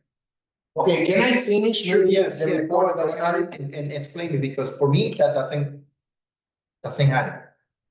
Okay, can I finish the report? Yeah. Because you keep cutting everybody off and coming back. I'm not 3 years keeping ago. cutting everybody off. Yes, you are. Actually, Well, I did not, maybe if I finish, you'll have some answers. Go ahead. So regarding what you just mentioned, I don't understand even the question. What is the engineer for? The engineer designed the enclosures for unit 23 and 25, which by the way, unit 23 and 25 and also 29 paid $5,000 to the previous roofer to do that work. And you well know that. And then we voted and decided this year that because they got fucked, by the previous roofer, then we hired an engineer that is going to do that, and we decided to pay those $5,000 so the unit owner doesn't have to pay it again. When that voting was for the engineer, because this is a question that is being raised since September, because you went ahead and started, like saying, oh yeah. Are you saying that we hired an engineer without a vote? Well, I see work is being done and I see money that is going to be actually paid, and I need to understand where is that fund is gonna come, because if we are thinking that we're gonna pay this out of the suit that we're gonna have, fine, but we're using the money, the resources of the community. So that was a board vote That was a approved vote. Look at the months minutes. ago. Look at the minutes. You as secretary have You're the the minutes. secretary. Always should go in the system to approve each one of the checks. First is the treasurer, and then it goes to 2 members of the board. Right now, you will always have an approval of 3 people to any type of expense. And they are according to $1.2 million, all the budget for the second part of the roof, which was the cheapest. Okay, and out of the 4 proposals we received, one of the 2 that we could afford. And so everything has been approved, and every check is approved by 3 people at least. Besides, all of these checks are communicated to enumerate where you are in all of these emails, Deanna, Robert, Alan, and these emails are coming out from me. So every time you look at these emails, we even mention what is the ledger, and you can look at by the end of the month, I give you the report of all the checks. So you talk So about process, when the you get to process is more in robust. terms of 2024, I don't believe we're going to be able to do a write-off of $134,000 without anybody noticing. You see what I'm saying here? I hope people start to understand. Fredo, stop putting, like sticks in the wheels. We I'm not decided, putting sticks in the I'm wheels. speaking right now. I'm talking right now. And I'm giving the report. We already decided on the engineer a long time ago. We've been emails about it. There were plans that were sent about it. And suddenly it's like, who decided on the $5,000? That was because they already paid the $5,000 and I'm talking. So that money was already paid by the homeowners, and we decided we're gonna, because they already paid it and nothing was done by the previous roofer, then we paid for it. That's what it was. Now, I'm not done. Now, each unit owner is gonna be responsible to pay for their enclosure. And unit 23 is gonna do the work, and they never mentioned anything about us paying anything besides the $5,000, which they paid from their pocket as well, and we also paid from our pocket. So I don't know why you're even involving money in all this. We also talk about 25 that we also discussed in September. Unit 25 is asking for reimbursement. And what was discussed in last meeting, and I brought this up, is that why don't we do an account? Okay, we go ahead and we pay, and then that reimbursement is on our side. And whatever is the amount of the reimbursement, we discount from the money we spent on the closure if the unit 25 doesn't advance with that. Exactly. So. Yeah. And this has also been discussed. So inside what the- was the proposal of the lien on the property, see if they don't agree to actually pay for the. For example, the 29, we have high value budget. Imagine that you advance and you really need to have a legal protection to get the money back. That's as simple as that. And what do you think will be the legal protection? The lien? Well, that's one of them. Look, Do you know that we have 2 units that we need to go to lien foreclosures to pay for maintenance fees? Yeah, but I mean, the point here is that we're using money from our operation account or whatever account we're using, and this money needs to be, if we're gonna borrow it, we're gonna lend it to, for that particular project, we need to make sure that this money is coming back, because we in the community have many other different projects to work. Well, on. But link for me, for my consideration, it's an instrument that is not going to guarantee the money. We're not back there. on We're not there. time, on real time. We gotta put in place the best instruments to allow that we have the roofs done. Is this clear? So imagine that, what is the alternative? Tell me what is the alternative? Okay. Sitting down and waiting for 1 year. No, Joe, my question is, do we already send that communication to all these units that have the issue in order for us to make sure in those 3 months that we actually have to compress and to penalize them? Because if that is a rush and we need to actually go to enclosure because it's in, paramount to do it right away, so then we need to actually have really That you mentioned that probably the permit for building for units. When you got They take 1 year and the permit is already there. In a week. So yes, I believe all of these units, it's as fast as. who is gonna guarantee that this is not going to actually, sleep on the time and then we're gonna forget because perhaps we are not gonna be, in 2 times The year. consultants or the electors of Leeward are the ones that are going to guarantee. And the people they are going to elect. Those are the persons that are going to guarantee if this is going to be taken professionally in an honest way or not. I'm not in doubt, I'm not putting in doubt the professionally. I'm just trying to make sure that the money of all the members are going to be safe and it's going to be guaranteed that we're gonna use not in 10 years time. In a time, okay, well, that's exactly what my point, that I never received any responses, and like seems I've been raising these topics. It's been already the second meeting I've been raising the topic. When are we gonna have a legal background that we are going to feel confident that we're gonna move along with the project? Whenever we know for sure that we that. Imagine that 29, 25, or 23 resolved by themselves, we don't even need to go spend money with the attorneys. Which, by the way, And the priority out of those 3 is 29, not 23, 25. The roofers can work around 23 and 25, cannot work around 29. yeah, eventually we're gonna need 23 and 25, but. The urgency is with The 29. urgency is 29.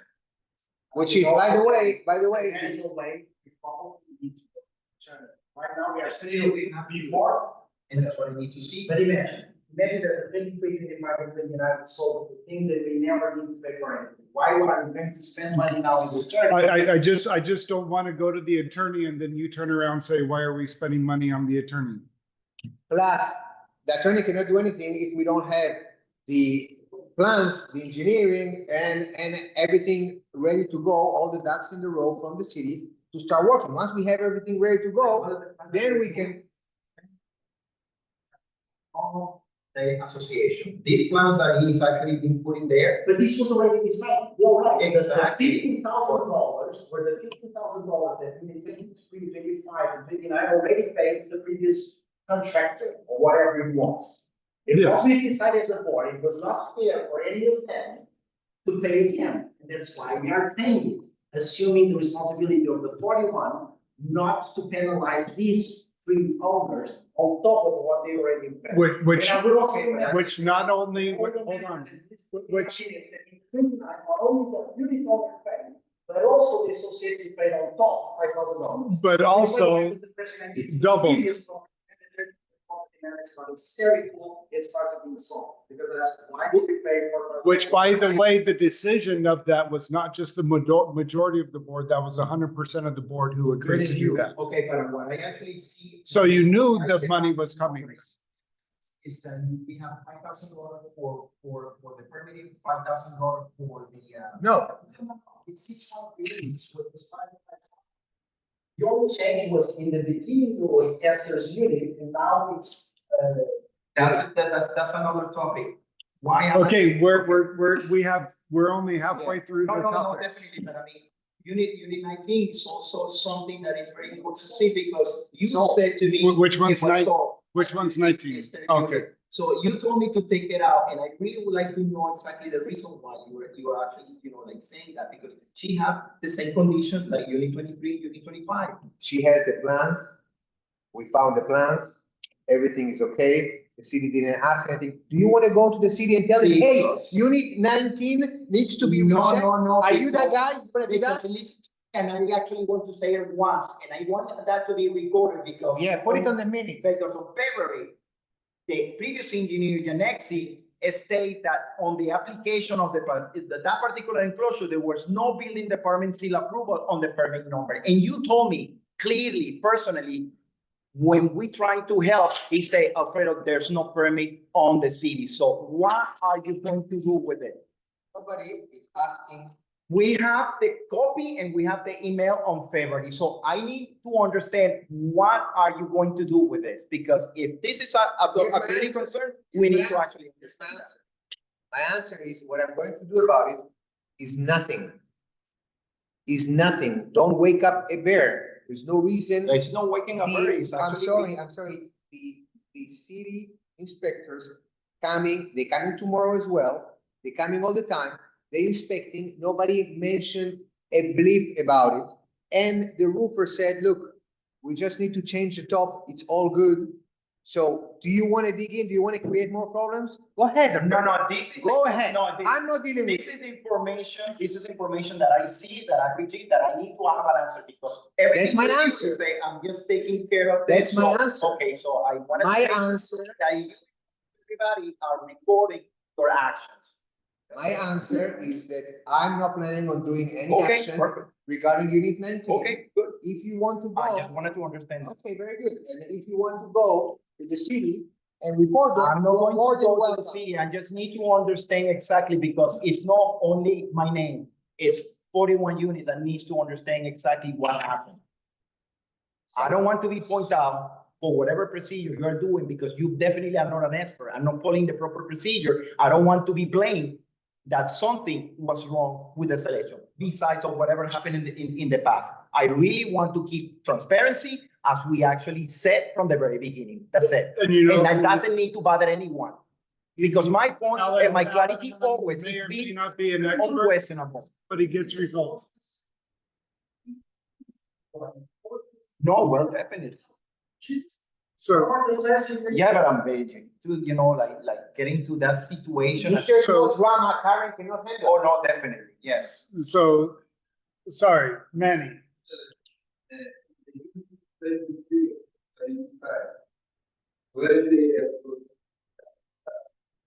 I have no idea. They need to pull the permits. No, they didn't even pull the permits yet. So I heard today. I heard today from Unit 23 that tomorrow is putting in the permits. I don't have any information about Unit 25. Okay? Should we put an ETA for? Yes, I think we should put an ETA. Okay, so can I finish with Unit 29 without interruptions? So we got quotes to do the parapet wall that needs to be done ASAP. I already got the city contingent approval, which is called dry run for that parapet wall. Now we need a GC. We need to select a GC to do that work. So the GC is gonna have to go to the city and finalize the permits. My point on that is before we select the GC, we need to understand from the unit owner if he's going to move ahead or not. We spoke with the unit owner yesterday and today. And so, first of all, what the responsibility for the unit owner, in my opinion, is the parapet wall, not the mansard, because anyways, we were changing all the mansards in all the units. So the parapet wall is his responsibility, okay? Now we need to, as a board, decide what is the dollar amount that unit owner is gonna be responsible. But we are the ones that hiring the GC. And we are the ones that responsible for the GC because we cannot wait another day on that corner because otherwise the whole building cannot be done. So my motion in this case is to talk with the attorney and listen exactly what are the official communications we need to send to the unit 29, because right now we have nothing. Well, we have, we do. No, We do have. no. Because it's the same thing, you cannot go to the unit 32, which is mine, and suddenly start to build a wall in there because I talked to you yesterday, so we need formal communication from the 39. And we need to pass by the attorney. So my motion is we need to go back to the attorney, say, look, this is the situation. We have the permit, we need to go ahead. But we need a formal answer from the attorney. And I think yes, and No. There's something that needs to happen before that we need to vote on an amount based on the quotes we've received, that we approve up to that amount. And then we communicate that to the lawyer. Not that it's included in that letter, but we know as a board that we are approving a dollar amount for the work based on the quotes we received. And then we ask the lawyer to draft the letter to say, unit owner, you're responsible for this. Why do we have to approve the dollar amount? Why the attorney just doesn't send a letter to nine and say, you are responsible to do this accordingly to the designs, etc., etc.? No. Okay, so there's two separate things the way I see it. Our responsibility is to build that wall right now, and that wall belongs to the association, not to the unit owner. So we don't even have to ask the unit owner to build it. We have to build it. We have to do it, otherwise we cannot finish building number 3. So it's not part of his house. Not part of his unit. This is like a balcony, like a parking lot. This is a common area. It belongs to the association. So we have to build it. The reason that he is responsible to pay that part is because there was a modification done, not even by him, by previous owner, that affected the structure, and that's the reason it was removed. Okay? So yes, we're gonna have to go to the lawyer and decide the dollar amount that he's going to be responsible and do all that proceeding, but that's separate from the fact that we need to do the work.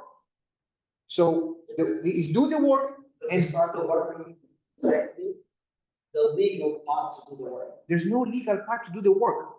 Job. Again, this is not the decision of the unit owner. This is not his property. That's the property of the association. We need to understand exactly, what will be the extent of the scope of work to build that wall in order for us to do the dollar amount, because we cannot agree. We about have the something scope of that work. works. We have We have the scope of work, we have the drawings, we have the quotes, and we need to vote, or at least vote contingent, choose a GC so they can at least start finishing the permitting and go to the lawyer at the same time. If we're not doing it right now, we are going to delay another month. It's going to be a big mistake. Why is a month? Well, if we set a meeting in 48 hours with the attorney, why are we saying in a month? So we don't need to take the decision so long. For me, the conversation with the attorney is actually. So I understand. So, What are you proposing exactly? having a conversation with the attorney, because we have now to move to this investment. From what I'm hearing right now, we need to be understanding very clearly how we're gonna do it and how. What do you mean, how we're gonna do it? We hire a GC and the Yes. GC built it. Yes, built it in a balcony that belongs to one of our neighbors. It's not a balcony, it's on top of the roof. Once again, my position is I would need conversation with the attorney and I would not do it. Period. That's my position. You guys are 4 besides myself. That's my position. Again, the wall on the roof doesn't belong to the unit owner. And that argument can be then used by the unit owner to say, okay, it was your responsibility, you attached that, we don't have any pay. So what I'm just saying. That's the is unit owner. we can set a meeting with the attorney in 48 hours. The secretary can set this meeting. Why are we talking about, it took us all this time to get today 5 proposals. And now we need to decide in 6 hours about 5 proposals, and we cannot wait to 2 days, sorry. Okay. But once so- again, I'm just one, you guys are 4, 1 against 4, whatever. I don't Yes. need additional explanation. My vote is no. Okay. And But I didn't. Vote no on what? What did you say? I heard your explanation. My vote is also no. No to. No vote to on making the a decision requirement one? tonight, and then we would touch base with the lawyer prior to taking it to another vote. Okay, So all I right. do a motion to do the conversation with the attorney as soon as possible, bringing all of these elements and designing the solution for Unit 29. And if anything needed, also like.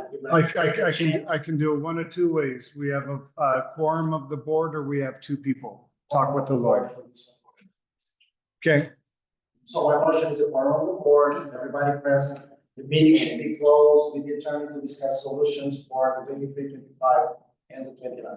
Okay. This is anybody seconds, can we follow? yes, support, yes, support. Anybody against? Okay, I'm in favor. We're gonna go with everybody. Now, but what we do need to vote today is the stucco.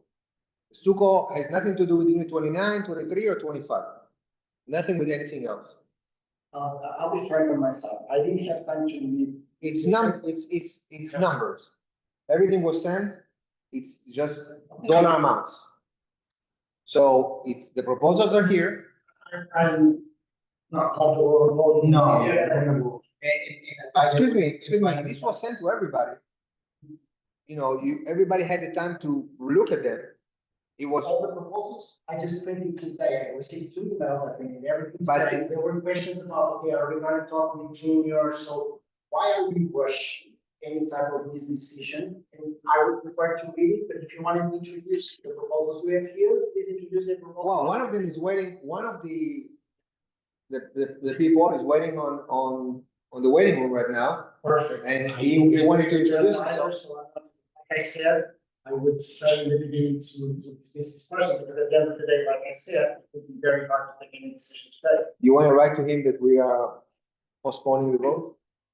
So, okay, so everybody has now Who is actually waiting on, one of the, what's the name of the contractor? Gable and Payne. Gable and Grove. no. Because I have to say something, if there is. But once again, it's not me making a decision, I'm just saying that I don't have time to read. You guys are for. So let's put it time. No, it's so much information. Okay? Let's put it time when we vote on this. My question is, are these the only proposals? By the way, we just received another proposal during the meeting. So how can we be, let me be very clear, deciding on proposals? If one of the proposals just arrived to an email and you guys are taking the possibility of holding something that one of the proposals just arrived an email. So obviously we cannot take any decision right now. Yeah, I think it's common sense. And it's Okay, one thing that I need to add there, that I need to actually personally address, if that estimate that is coming from, what's the name of the, your neighbor company? I don't know, building trade, is that right? Is that on the quotation? But more than that, my interest is, we have a new proposal. Are you gonna bring the proposal of the people that are doing the store? We got it today. That's who it is. That is the one that we got. Yeah, Is there any other this proposal? company, well, this. Question, very matter. Is there any other proposal that we need to analyze or? By the way, we No, I asked think so many no. times, so many people, we asked so many times, whether we go, bring proposal. Of course. It's very, So it's been these very are- hard for me to be very. These are hard. these are the proposals. Another wire guy. And that's the Got it. one that just came. These are closed, so I propose to give like 48 hours or 24 for people to read the proposals and start thinking about the decision. Okay.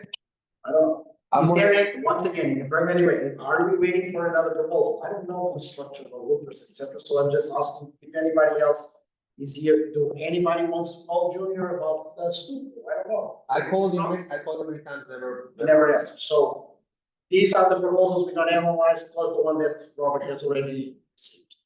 Okay. Are we okay with this? Well, I'm okay with receiving those estimates, but that particular company that is a friend of you. I think personally, Lord contracted this company last year and he have a really bad business, situation. So I think that for that reason, we should not consider that company here on this community. That's first of all a lie, and if you're gonna accuse. It's not a lie, and let me just talk. Lord contracted him to do a job and gave him a deposit, and because her lot caused a lot of stress and inconvenience when she decided not to proceed with the job, and he didn't even return her deposit, and also gave him a check that bounced. Companies like this are prone for any type of problem and liability, and for that reason, this company should not be in this bidding. Well, I think we should discuss the terms and the cost. And taking into consideration what you just said. My only concern is A company that actually have, like harm our members, I'm not sure. My only point, we are not going to receive any, so we are waiting for another one. We're gonna take a decision. You already mentioned something regarding one of the companies. I think it's important that this was shared. And then we're gonna look at all the proposals and make an inclination of. Okay, so So I'll send the wire guy proposal tonight to the board, and then we create a vote and make the decision by Friday end of day.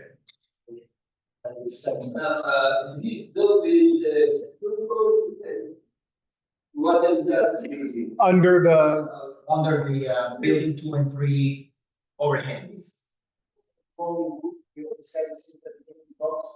Something that I don't know, so. The bottom part of the building. what's the next point? Did you tell Andrew that, I'm writing that.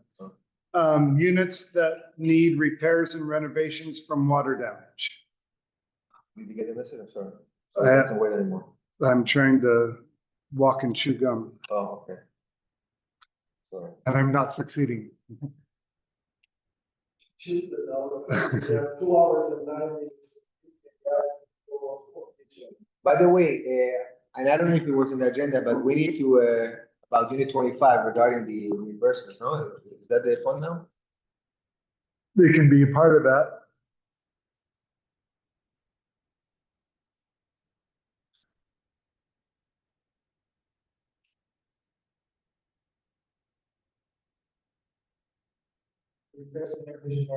We already discussed this. What is that? The point 11, we already discussed. What point 11? Communities that need repairs and renovations from water damage. No, Yeah. remember that unit 27 needed to have a report, and I think that, or you actually commit to help Laura to actually get the water damage report. If I understand correctly. Laura, no. No, last meeting, she was here. Okay, No, Something was slow, I don't know Yeah. exactly what. Sure, we said that we were going to provide something. I don't know. She said that there was water coming down and there she was sees like the mold, things. I thought she was talking about the balcony, because it was a balcony, and then we talked to the roofers after that, and they fixed it. Yeah. Going off of memory, I don't What's the know. next point? Well, then we need to, Property manager search. then we need to talk about What? 25 there. Okay, so unit 25 was here last meeting. She said she's gonna send all the proofs about the mold remediation payments and the communication with the tenants. She sent it partially, and then when asked again about the proof, she sent more proof and communication from the unit owner. Now, my 2 cents on this is, regardless of anybody's opinion about the unit owner or any past things that she may done or not. In my opinion, there is some claim that we should evaluate. And Sorry, again, the you can board agree. agreed to communicate to the unit owners about the timing and procedure for reinforcement of the damage on a driveway replacement due to the water intrusion. So we do actually commit to have a communication sent Unit to the- 25? to the unit owners that have water intrusion. That's what actually calls for 2011. Oh, yeah, I sent that. Do you mean for units 2 and 3? Or the immediate water remediation? The waters that have water, for the units that have the water intrusion. Yeah, unit buildings 2 and 3, I sent that this afternoon.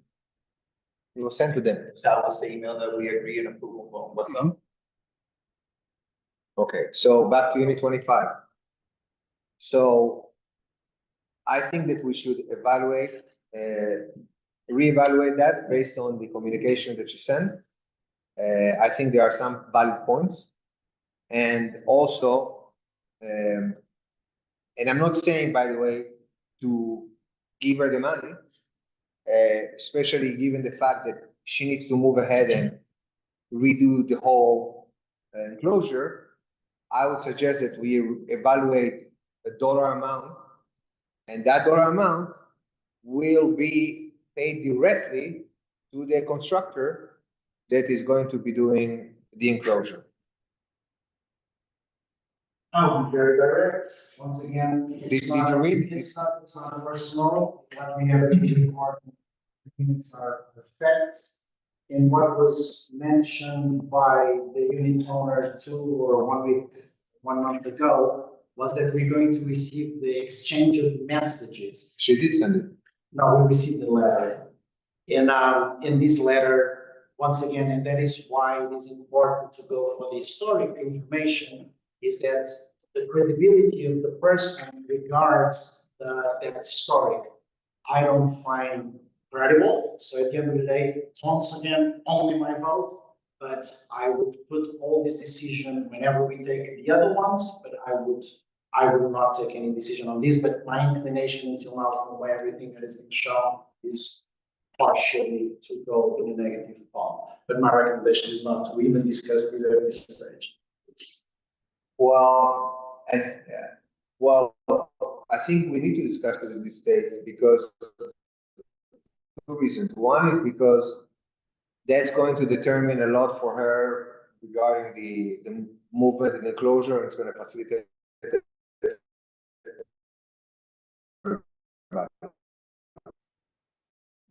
But the decision obviously doesn't need to be made based on the facts. Right now, is basically saying that you don't really trust the letter that was sent, that maybe it was a fake letter. What I'm saying is more than that. When you asked about, or Philip asked about, by removing the drywalls, are we not also solving the mold problem? And so I would prefer to wait for the moment we are starting to repay for people in terms of drywalls, and when we take the decision universally to all the owners of building 2 and building 3, we also involve the unit 25. Right. I would also remember that the unit 25, as we took a decision to leave by the promise that we made in the beginning to pay $5,000 because this unit already paid to the contractor. So there's nothing personal or emotional attached to this. The same thing we decided to 23, 25, and 29 was the decision to cover for $5,000. When we also had the possibility to say that is your problem, we decided not. We said we're going to take this problem. Now, regarding all the evidence that has been shown, I still, once again, my vote is no. And so you guys, once again, are 80%. But unit 25 had more remediation costs. Even if the wall was removed, that was still done. You're saying it. Excuse me? You're saying it. Alan, now it is the time to discuss with Robert, with Alfredo, Indiana. My vote was already taken. I'm very direct, same way I voted on this. That's fine. And again, each one needs to do some kind of determination, but based on the information she sent, I think it's going to be cheaper for the association to come to some kind of a dollar amount and move on then reject it completely, as a result, the whole thing is gonna be delayed, and we're taking the risk of a legal confrontation, which we're gonna spend that same exact money on lawyers. That's my 2 cents. And now we can put it to the vote, or if anybody else has anything to say, go ahead. Is the, oh, sorry. Go ahead, Diana. Is the proposal a certain amount in payment? It's a certain amount based on the expenses she had. And the expenses were the mold remediation and what else? Just so I'm very clear. I think you have it in your inbox as well. We're looking right now here. There was mold remediation. What was the other one? So mold mitigation, then mold remediation, then And also- walls. So the mold remediation right now is $10,000, the mold mitigation $1,250, and the walls $5,500. So on the walls, I mean, we agree like everybody else. There's really nothing, I mean, on the walls, if that's something. A little bit to your point, what is mold remediation besides the need to replace the walls accordingly to the walls that really needed to be replaced? So what I'm saying is that whenever my proposal is whenever we are taking decisions towards the unit owners of the building 2 and the building 3, we would take also this decision accordingly to the drywalls and accordingly to the information that was promised and it was provided by each one of the unit owners. That is my recommendation here. Okay, and again, I'm not an advocate of the unit owner. I'm not a friend of the unit owner. I'm just assessing the facts. If I'm trying to always put myself in other people's shoes when I look at things. So if I was a unit owner and I had a tenant, there was rain inside their unit. The tenant said, you know what, fuck it, I'm breaking the contract. I'm out of here because of the rain. And who's responsible for hiring an incompetent roofer? So if I was unit owner, I would do something about it. I'm not, I just believe that. We just had one here that had a house completely destroyed. He has to live in another place. So each one of the dramas of the building 2 and the building 3 has been immense. I've been in the house of several of them during the water intrusion. John had a completely destroyed room. Everybody suffered. Diana suffered 7 times more than other people. So that is the narrative, unfortunately, because of the incompetent dishonest and maybe other things from that roofer. It was for other people that was involved in the process. Unfortunately, we have a process and that process should be followed. That's my understanding. And so all the arguments you're saying, and I always put myself on the shoes of other people, and I think we are all living as the 41, huge consequences, financial, time-wise, others regarding disastrous decisions and this roofing. That's why every meeting I can hear say, when are we going to do the lawsuit? But that doesn't differentiate the Unit 25 to any other. I would once again remind, because sometimes we hear about personals or whatever, I voted and I was the one that brought that it was fair for the people that already paid $5,000 to the roofer, to the contractor, by the way, not to pay it again. And I made that motion, that part, and that's why we are paying for Unit 25, we are paying for Unit 23, and we are paying for Unit 29. So I usually am very objective. In regards to these, I continue to be very objective. And from everything I read, from all the description, I go very far in terms of if I replace the wall, so what is beyond the wall in terms of mold, and I need more evidence whenever we go for the decision. But more than anything else, I don't see any type of difference between this case, and Diana's, Nolan's, and John, and Laura, etc. So whenever we take a decision, we should take a decision for all. Okay, so. And another thing, whenever we are threatened about pushing on time because we're going to have a lawsuit, I continue to answer first to my conscience and not to court or legal or whatever, because that is what tells me, okay, can I sleep well with the decision I'm taking here? Once again, it's only 20% of the board. I'm sleeping very well with that. Okay. And I don't like to be pushed about, okay, we're going to get a lawsuit. Okay, that's. But once again, it's only 20%. I haven't heard of them, I don't know, I don't know, That question from Diane, for us to make a decision. We always are at the edge of making something. I actually say on the meeting minutes. So I think that, the fair treatment of all the unit owners, it's the proper way to go. And well, I think my response to her would be, multitude of things, but primarily it would be, along with the other, similar what our response was in our agreed upon response to her the first time, is there's a process, we're following that process. We will deliver funds based on the drywall issues. Where I see where Alan is coming from is when Orlando took a while for delivering the asbestos test. That's the only part where, but she made it sound like we forced her to not do anything. We did not force her to stop anything. There was an asbestos test that proved positive, but then It took a month. and then after that, but According to I what can't remember something. The asbestos test was another thing that was inadmissible done by a name, a guy named Orlando. yeah, And since day one, I said, we need to get rid of a person that does write-offs on $134,000 without telling us. They never did financial statements, etc. There were at least two people inside of this board that always defended that we shouldn't change it. So we spent, yes, a lot of time coming here. Every week we came, we started in also a motion that I did. We did weekly meetings to speed up the processes. Every week we came here, or when we sat here and we asked, okay, what about the asbestos? We did the best of our abilities to turn around a boat that was completely sinking. We have an attorney that I will not qualify, a property manager that I will not qualify, and we were able to overcome that. That was not our responsibility. We paid $39,000 to Serve Pro because of water remediation about the roofer, only because of an invoice of November. So right now, once again, we did, in terms of conscience, everything as fast as we could.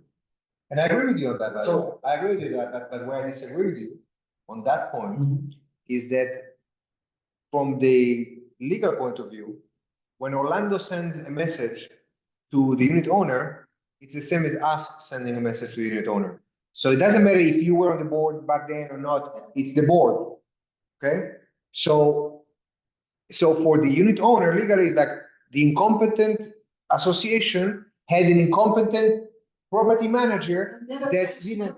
That's too long to sue us because in the last year, he just had to live in someplace else. Okay. Or Ron or John, they didn't have a room in his house, or they had. That's fine, and these are all valid points. These are all valid points. We are discussing this. And I'm not disagreeing with you, by the way, on many of the things you said. I'm just seeing the fact that because she was asked to wait on the asbestos test, that this 911 company took forever, they couldn't dry her wall. Because they said, no, we cannot come in. Hold on, let me finish.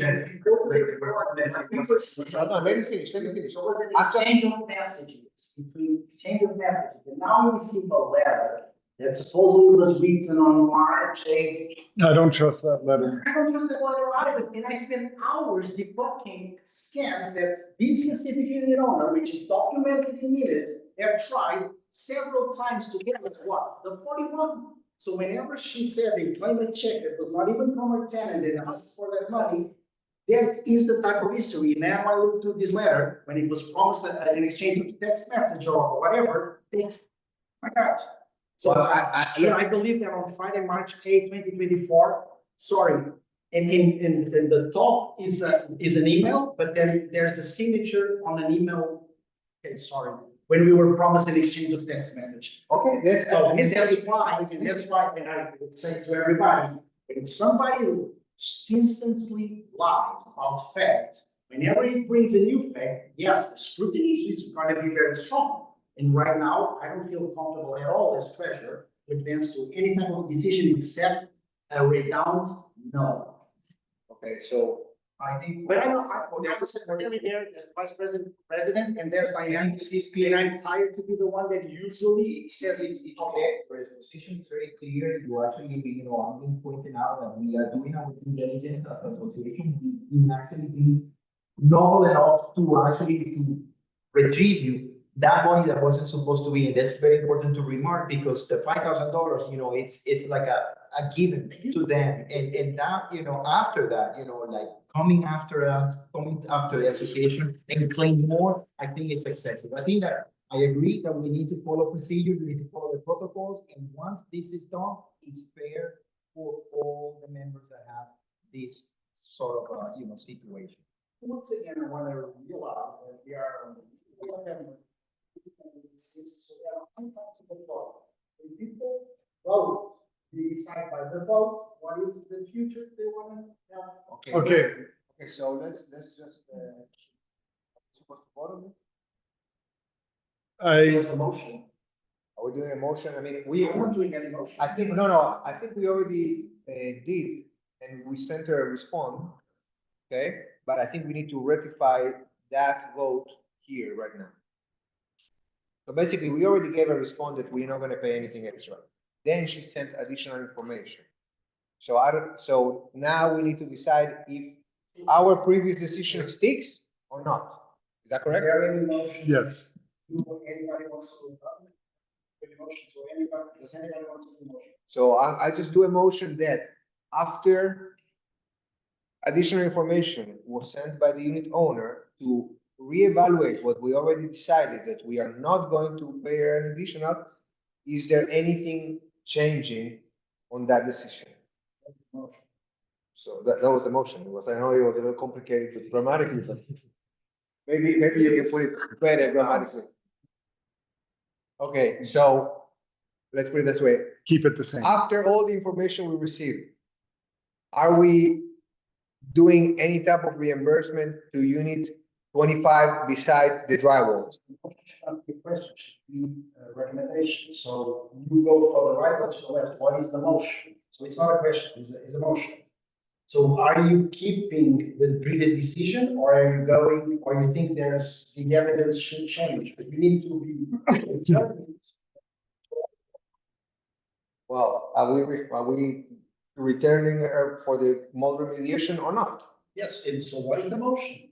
Nobody's doing until now any motion. Okay, so the motion is not to pay her for mold So you're remediation. doing this motion. That's a motion I'm doing. So second the motion of not paying for the water remediation. I agree. I'm against. So now so don't do a motion. Okay, so you do the same motion and I'll be against, whatever. So once again, my question is, does anybody want to do a motion today? Because if nobody does a motion, we don't even have to register any kind of decision regarding this topic. So is there anybody wanting to do a motion?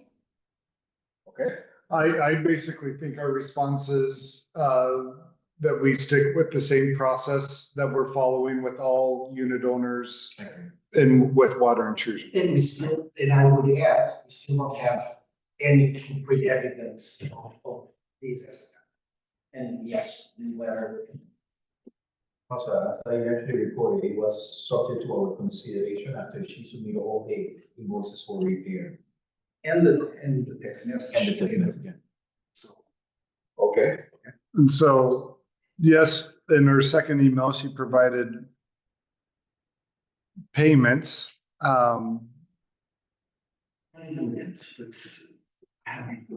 Yeah. Okay. So we just keep that like that. 12, property manager search.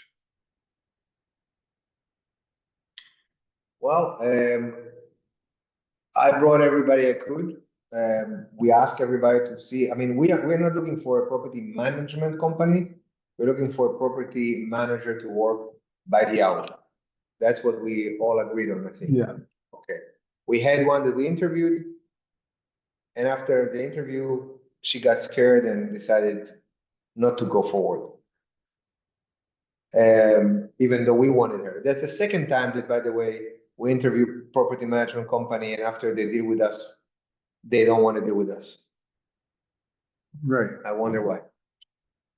Next, so if anybody has a property manager in mind, a person, please bring them. Okay, next. 13, update on 50-year recertification. We performed the repairing of all visible stucco cracks and hairlines along the balconies in all 4 residential buildings, as well as the one at the clubhouse that were commented on the engineering report. We need to reattach the plates on the electrical gutters at the electrical rooms 2 and 3. I think that was disconnected, and plate on number 2 is missing. We should ask Mega to provide this part to fulfill our scope of action. Building 2 and 3 needed to have the parking illumination installed in order to have that pass inspection.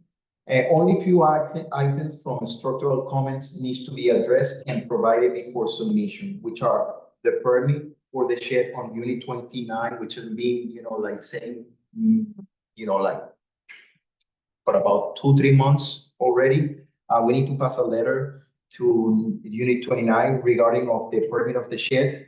The aluminum canopy on unit 35, the metal cladding on unit 19, which I'm actually working to help them to repair that, and the glass enclosure for unit 37 that I know for sure that you have all the respective permits for that. So those are requirements that the engineer needed to have in order for us to submit the permit for the glass enclosure, for your glass enclosure. So I know that you don't have any problems, so you can submit all this documentation for our final submission. Where do I need to submit it? I believe that we need to have this send it, I believe, to me, and we need to send it to NB5 before they sign and seal, because they need to put everything on their report, because the city needs to actually evaluate that on the report.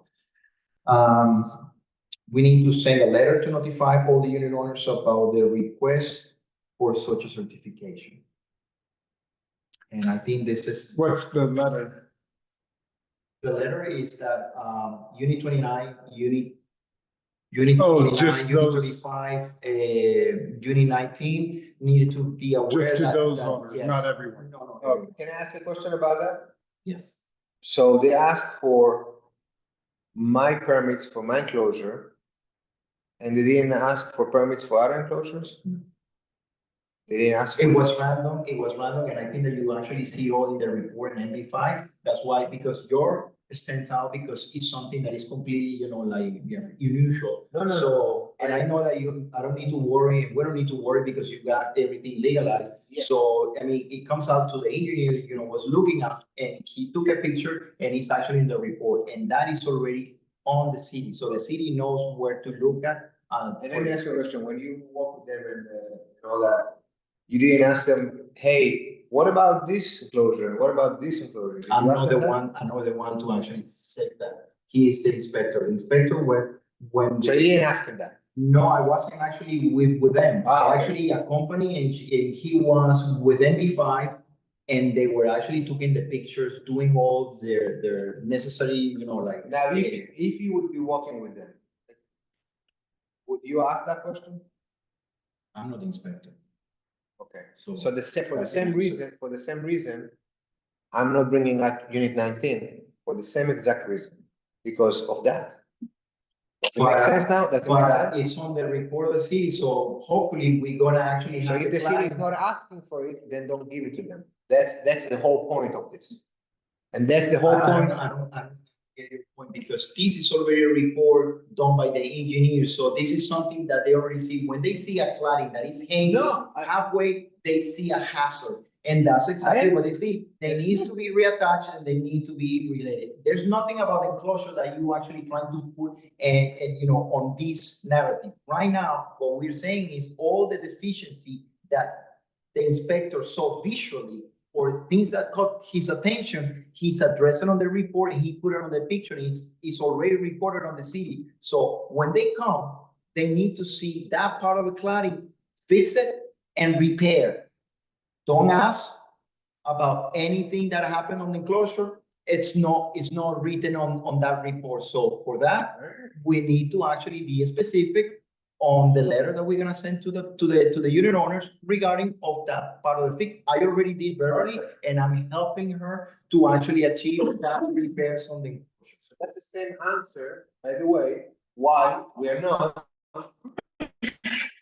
talking about unit 19 with the roof. That's No. exactly the same thing. My concern was that then she needed to have a structural remove, and we already know the circumstances. So what's gonna happen? How is the contractor is going to actually, Well, the agree? contractor never mentioned anything, the city never mentioned anything, the inspector never mentioned The anything. process And there needs, was the process needs. No, because he's bringing to my attention again. I'm trying to elaborate what he's saying, because the roof on unit 19 has to be rebuilt the same as unit 23, unit 25, regardless. No, I know, but I mean, that needs to be said. 8:47, we 2 hours and 12. Sorry. Okay. So, Seawall repairs. There's no much to, we had two companies coming here, seawall specialists. One already gave us a, I don't know if you saw it, gave us a quote. Basically, both of the companies said that our seawall looks good, overall good conditions, but because there's holes in the back of the wall, and that should be addressed. And the way it's addressed is they injecting special foam. It goes into all the cavities, and it's even stronger than cement, according to one of them. And that's the treatment recommendation. Also, there are some areas on the cap of the seawall that have corrosion, like oxidized. So again, both of them said, look, that's going to continue happening. We can fix it, like we can scrap it up to the metal, and then repatch it, and then you can paint it. But just so you know, that's going to continue happening throughout the years. It's part of the system, but overall our seawall is good. My recommendation is, we're waiting for another quote, is to give a little bit of love to our seawall, where, in order to preserve it for longer. Preventing is better than fixing. So we're waiting for more quotes on the foam, the injection. Once we have it, I mean, it's not urgent. It's nothing we have to decide today or anything like that. So once we have more quotes from seawall specialists, we'll discuss it again. And I was there with Alan, and I think one of the things that I took away is maintenance, and maintenance, not just on the cap, the top part, not just the paint, but underwater and other things that tremendously extends the life of the seawall itself. I thought the seawall was for the whole entire project, for the following budget that we're gonna do for the following year. But because and it's not only just addressing just a particular thing, because there's so many paths, and there's so many, observation about that particular issue that he's actually claiming to have under the seawall repair. I thought it was all the seawalls and the contemplation for the next year budget, because if it's important, his part of the wall, we need to understand that we actually have a. It was for the whole wall. it was for the whole wall. It was Okay. the whole community. It didn't come to see only my section, it was for the whole wall, the whole community. So the main point is that there were two vendors who were coming. Well, the quote we got now he recommended to put, which we disagree with, and the next guy also explained to us why not to do it. So we need to ask him to redo that quote, because we're not gonna do that part. So one of the seawall experts said, listen, one of the things that we also do is we make a hole underneath in the middle, and we put a stainless steel filter so water can come out faster. And the next guy said, do not do that. Don't do that. That one with all those little all holes was those holes. 82,000. it's not discussable at all, so not even close. Let me remind as treasurer, we are still on the line.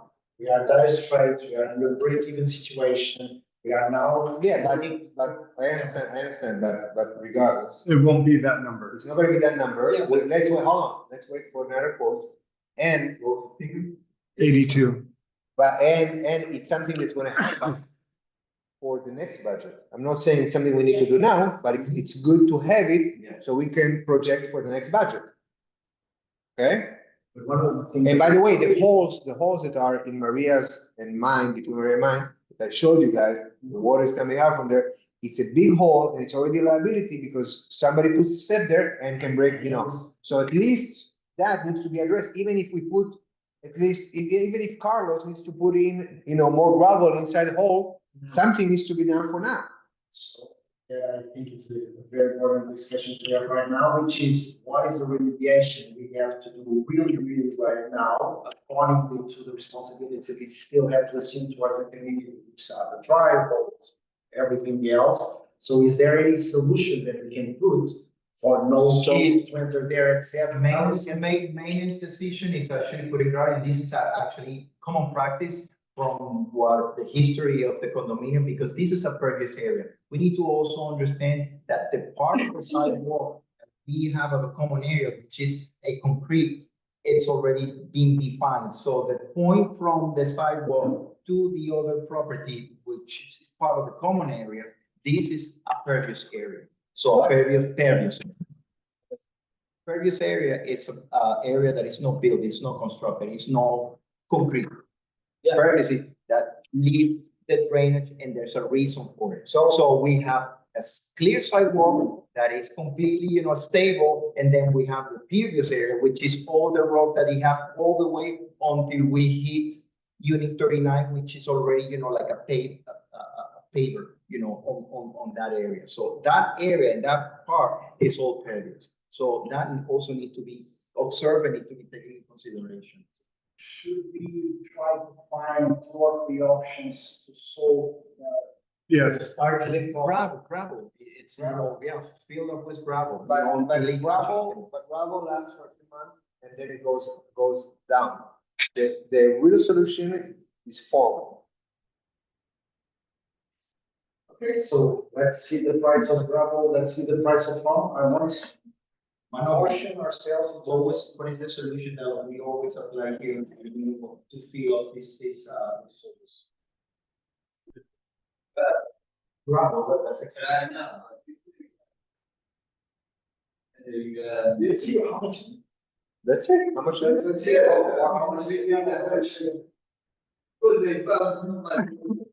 Well, it's very big, the hole right now. And the water, you can see the water coming out.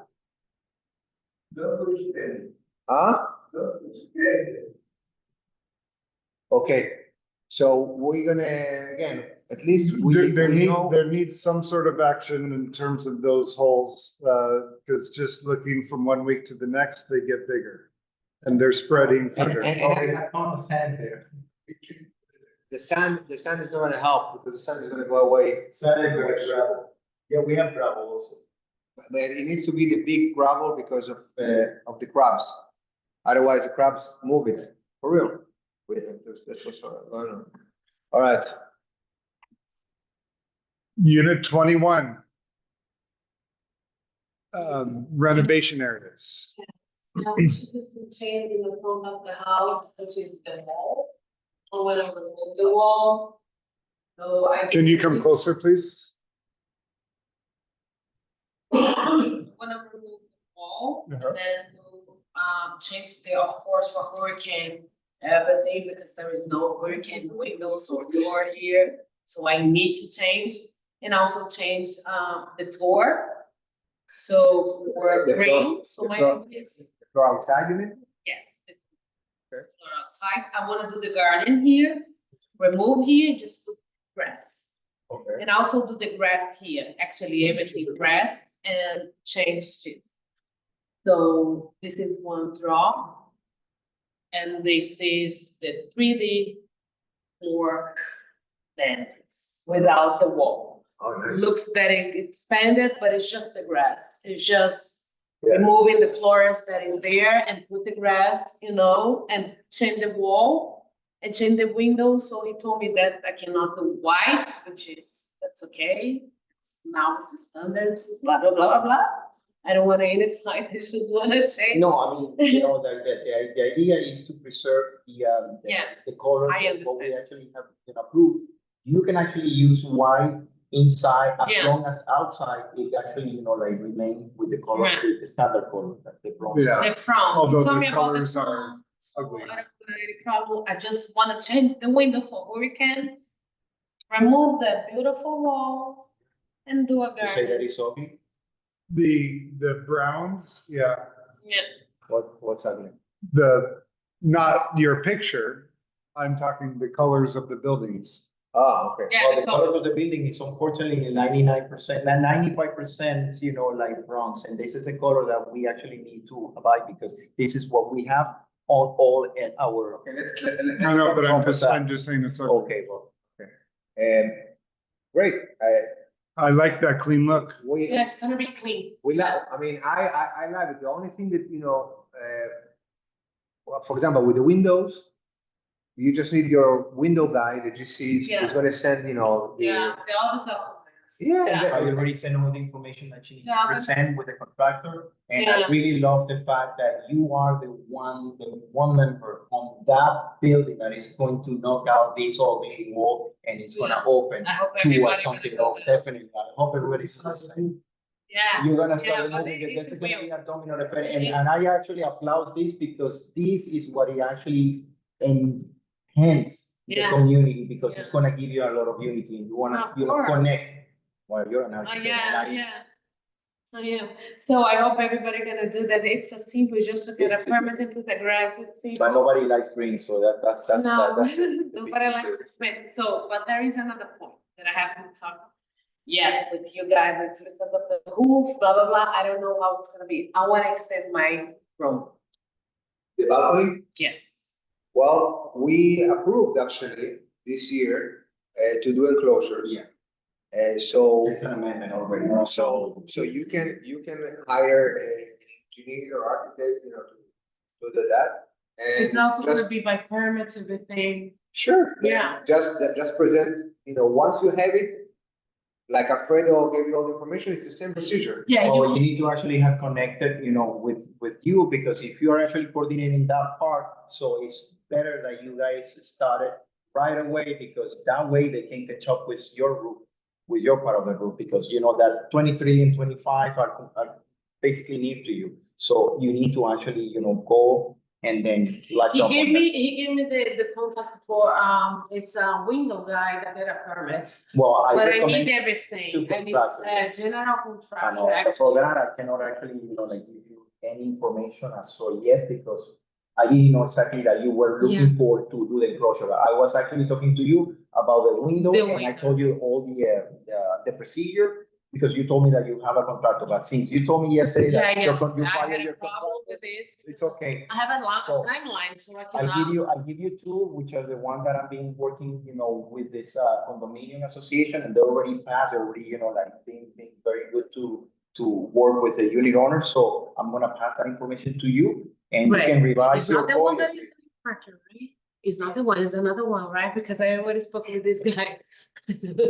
I don't want to speak with, it's another one, right? I don't think that time-wise, Oh. you're gonna be able to do it before, the roofer, but there's 2 other enclosures, so go ahead, move as fast as you can, and then we'll figure out if basically you're gonna have to demo what the new roofer did and put a new mansard there, like a new roof for that enclosure, or you might be on, because there's already trusses there, there's already build out of the new mansard.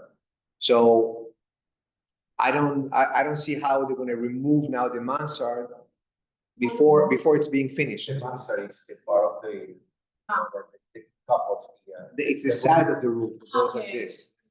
That black part on top, right? The part that has the shingles. We, as a board, not this one, but other boards, have been approving all types of forms. So, Like I said regarding Marcella, finding the promise. It's a discussion that we really need to have about what are the forbidden colors or not. Even we have now unit one with white, we have one in front of our house with white. So I still feel it's a random decision that the board takes. So sometimes we go for all the rules, which I believe we should follow some type of pattern, but at the same time, we have to recognize that there's a lot of units, even the last constructions have been done. But it's more difficult to revert the process and to make everybody to change the color now, especially in the front, which is, it's only three cases, counting this.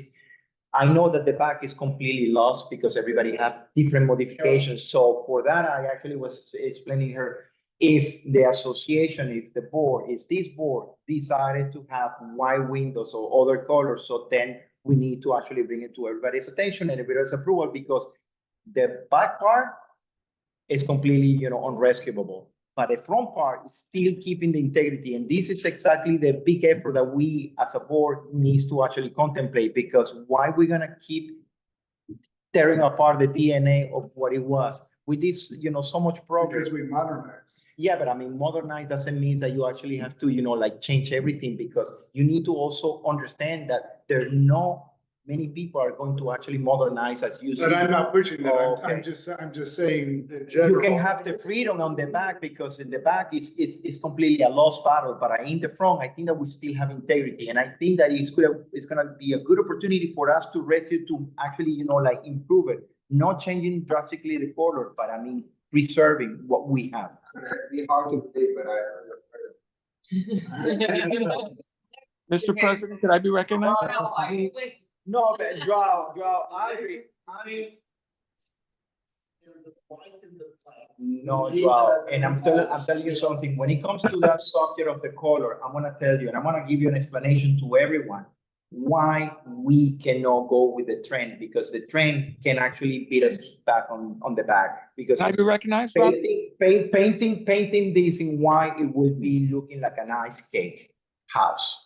And because we have a traditional, because these buildings are for the 50s, from the 70s, we need to understand what is the typology and what can we afford in order to make this building looks like contemporary or modern without losing all this, because many attempts to modernize this building fall into the crap because we're trying to not understand, I guess, because we are not on the line of expertise, and they're trying to put things that at the end looks forced, looks like it doesn't. No, it doesn't fit. So when that comes to that matter, I think that the expert, the architects, the people who have the vision, that have the eye, and have the overall way of seeing the whole complex, it's different from domestic approach. Oh no, I want modernize. I see something on a different place. Right. I'm gonna show you guys for an exercise.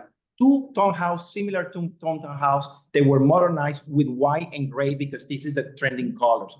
And I tell you, it looks dull and it brings the property, down, because there's so many things going on this facade that we need to actually, give a different expression. And if we can actually have this topic for discussion later, we can actually, I can elaborate and explain every single detail, because before we actually get to the approach, we need to understand what is the final effect. Can I be recognized, Robert? Tearing down the street wall. 1 second. Oh, well, yeah. We increase the value of this neighborhood, because when you enter in this neighborhood, you just see walls. That's- It looks like what you call. Like a burdel, no. It looks like a motel. It looks like a cheap motel. It looks like a cheap motel. And that's exactly what we actually see. If you want to say that if the walls in the future, was the black and the white. No, even adding landscape, because green is what that part needs. This building is completely detached from the whole complex, and that's exactly most of the comments from all the unit owners that I'm actually sensitive, and they say why they are different from us, because on that moment and that period of time, some decisions were taken, and I think that there are some people that are still here that are accountable, and they know exactly what they move on. Someone on Zoom, you wanted to say something? Yeah, I just wanted to be clear that white was voted in at a general membership meeting as an optional color in the front when Marcella did hers in white, her windows upstairs, and it was done at a general membership meeting. I don't know what year it was, but And it they was can look at it. bronze, white, and you would have the option when you replaced your windows. But, you know, I appreciate Alfredo's opinion that it doesn't look right, but that ship has That's one sailed. person. That ship has sailed, and I have white, and for you to tell a new homeowner that she can't have white, that's wrong. And she should be able to put white because it's been voted in at a general membership meeting.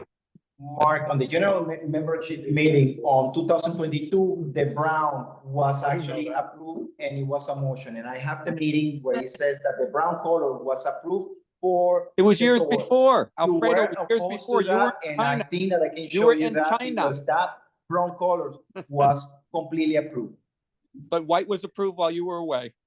So that's why you have white. And everybody has a different opinion. And everyone has a No, different opinion. definitely, but I mean, when you approve the white, then after the fact that we saw what is coming and the You can't change it consequence, back. we decided to actually regroup and That to ship- actually that ship establish the failed. standards. That's exactly what we need to do. The train has left the station. That was prior, the final decision of keeping the Browns on tone. So So what do we need to do here? do you, I don't know, I would need to see the meeting minutes if white is an official color or not. When you have it, you can actually look at it, and that's the reason Marcela has already been committed to us. Alan was also committed to us, and there's so many people here that they're actually abide. Even myself, I actually wanted white and I needed to have a bronze. I have white on my balcony and I have bronze because I was said clearly on a note that I need to keep the materials and the color standard. Same for Alan, same for everyone. So we cannot come back and delete everything because we're gonna modernize. We make decisions along the years, and now suddenly we force. The latest is what is command, and I actually can show you exactly when we say it and how it was approved, because otherwise we wouldn't, like force people to have, like bronze color. Alan went in a painful submittal that it lasted how many months? Like a 5 months. How my windows are open. And also for the system of the. While they're yours, same time. No, I'm saying, no. The door, You installed your windows before mine. Then I was no longer in the board. Yeah, but I'm not saying that you were, I'm saying that while they approved yours to open sideways, mine had to open up and down. So that's, It's completely arbitrary. no. so Audrey, what you're looking at, what you're proposing, looks nice, looks good. Cleans up that By the area. way, I don't know what you guys gonna decide, because I have some times we're gonna hire construction to get the permit, so it's gonna be more meeting with you guys or more meetings. So you guys have to decide Yeah. if I can go to the white or not, and it's gonna be for the rest of, for the next years, it's gonna be the same white. But especially on the, Not just for me, On not the white. rear, and on the the rest. rear, we don't have any drawing, and I think that everybody probably will agree. The front, I think I would standard. That's exactly the only conversation that I said to you, and I say, well, it's going to be up to the board, but the color that we actually see. It's different boards and taking different decisions. So I would caution any type of decision that goes against your will, because you don't know who's gonna be the 5 people in the board. But these should, no, I know, I understand clearly, but these cannot be a decision subject to a board members for whatever the reason. We need to It actually has implement been. the standard, but it has been, but. I'm not saying it's right, No, I'm just no, I saying know it what has I mean. been. We need to implement the standard because we need to work on of keeping the sanity of our elevation. So if we can actually commit with the front elevation, I think it's fine, because as I said many times, the back is lost, and I say, Audrey, I don't have any reason for you to have it like that. The front. If something changes like face, The white DNC. or red. Well, you say that you are actually importing the door, and the door is already done, Yeah, so yeah. that it's I don't all want okay. nobody gonna touch my Okay. door because of. It's ultra modern, it has, like a dark, I say, if it's black, it's okay, if it's bronze, it's all okay, if it's dark brown, it's okay. Okay, is there anything that we need to vote here on this? No, she needs to present all the information, so right now she's presenting the But design. in principle, you going down that path, that's what you wanted to clarify, that you going down that path is appropriate. Exactly. At the front, about the wall, the garden that I'm gonna do is still, when I remove the wall, I'm gonna steal into here and put the floor grate. Beautiful, beautiful, I really love it. And here it's gonna be I a- think that's, Yeah, it's gonna be nice, right? I can say nothing. You're gonna help me, Alfredo. But the thing that you need to follow is once I give you the reference of the contractor needs to give us all the And paper, all the documents, all the yes. documents in order for me to give you this. This is the authorization of the condominium approval form that he needs to submit to the city in order for them to start, like doing all the job on your property. So Okay. the rest is all really fine. Okay, have 4 children, the dinner. And I think Okay. this today, I think. You just happen to be at the longest meeting we've ever had. Really? Okay, Okay. happy you again, You yes, too. see you again. Do you need to say something to me? Is The way through. that okay? Is that okay? Really? So, Bye. Well, take care. Good luck with your back. number 16, status of unit 31 cell and estoppel. So just want to mention something, the stop is still not officially back. So there was a big discussion afterwards. In me and you.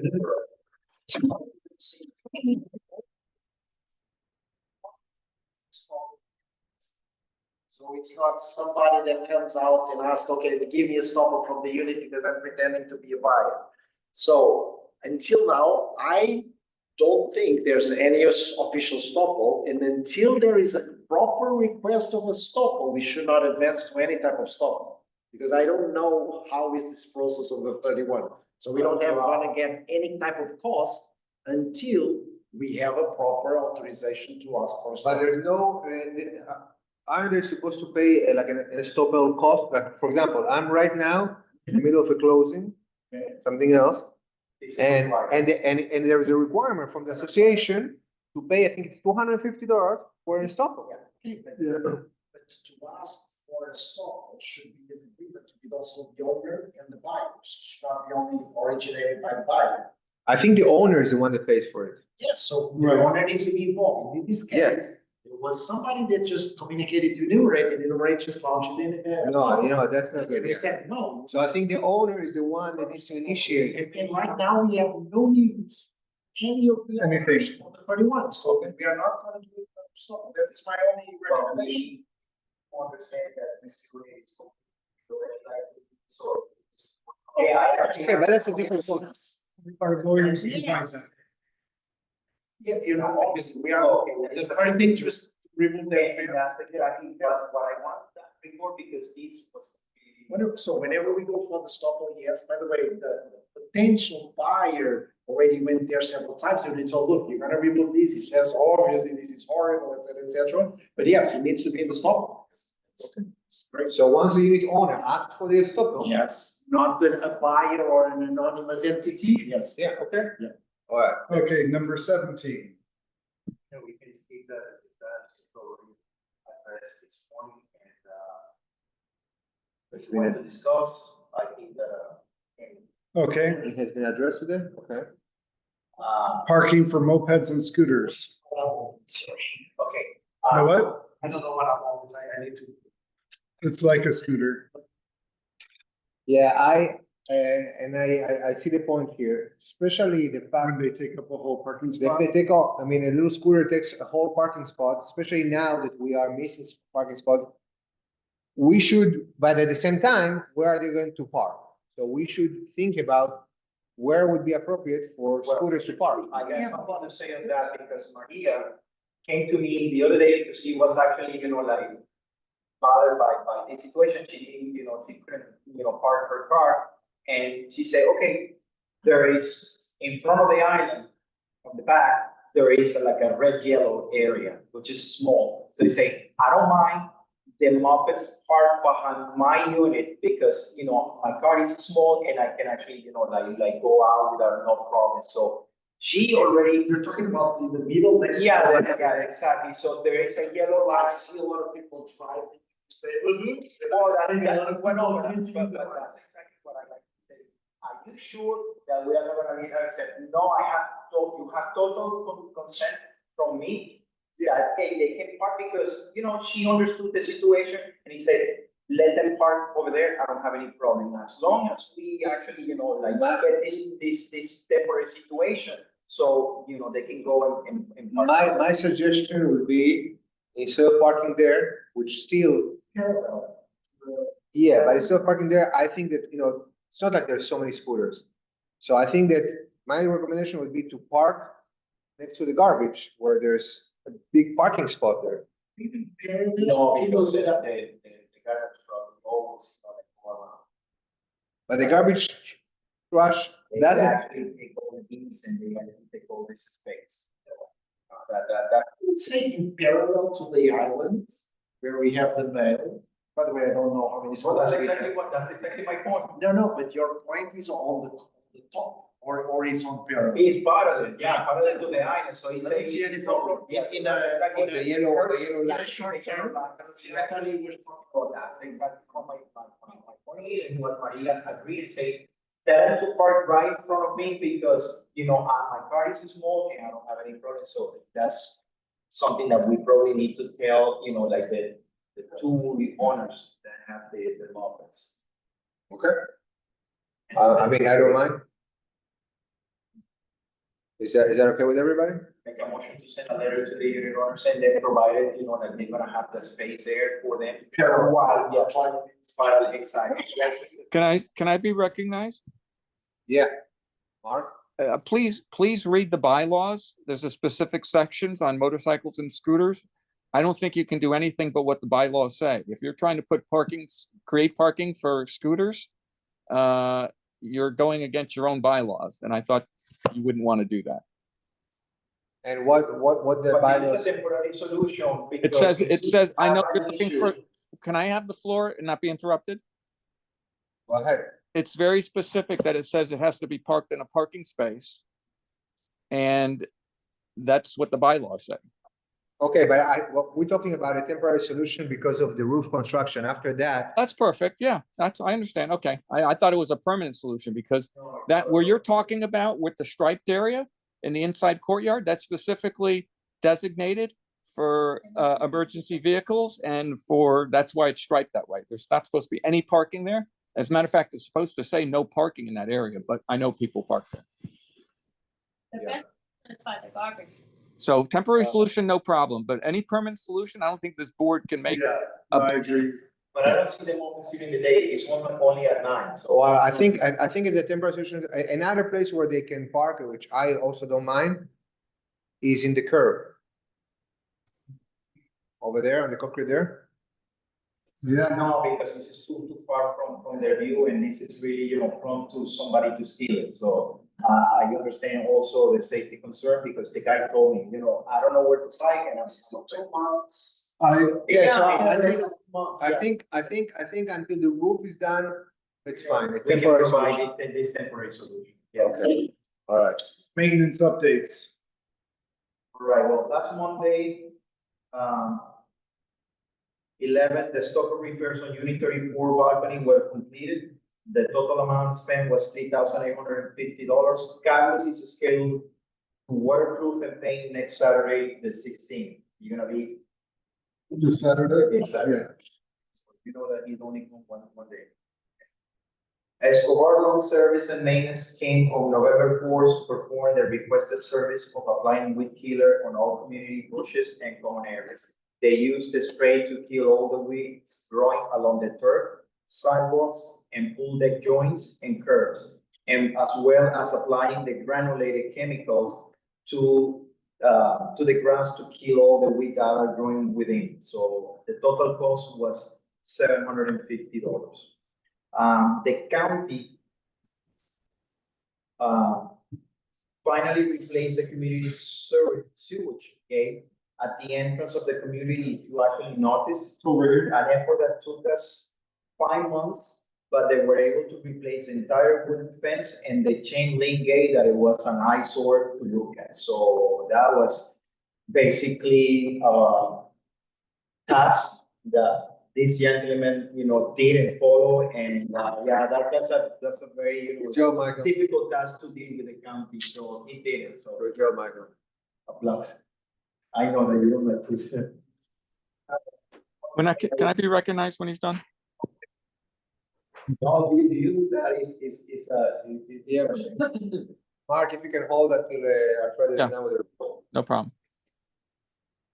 okay, so that was it for the maintenance, okay. Okay, so Mark, go Oh, ahead. yeah, I didn't know this, but I was watching my cameras and I saw the guy come around with the pesticide and also the weed killer. And he was spraying it in the garden, killing some of the plants that basically were there. So Yeah. if you want to see it on film, I can show you, but now my plants are dying. They're not weeds, they were plants. And was that something you already told us? Well, the instructions, they are actually doing the sprays on the bushes that kills everything. Actually, Heather, it's very appreciated that the weed disappeared after that. So there might be some of the plants that might be affected. I still don't know why, but this is the second time that he applies it. Can you send that video so we can address it with the company? Yeah, is that the one with the backpack? He had a backpack on and he was going around the edges, right? The backpack, yes, correct. Yeah, he was spraying some of my plants. And why didn't he put a sign? when And he should have sprayed put, he should have for the put, maybe he should have put a sign too, because we have pets that were outside like all day and I didn't know they were doing this. In my old unit, not where I'm currently living.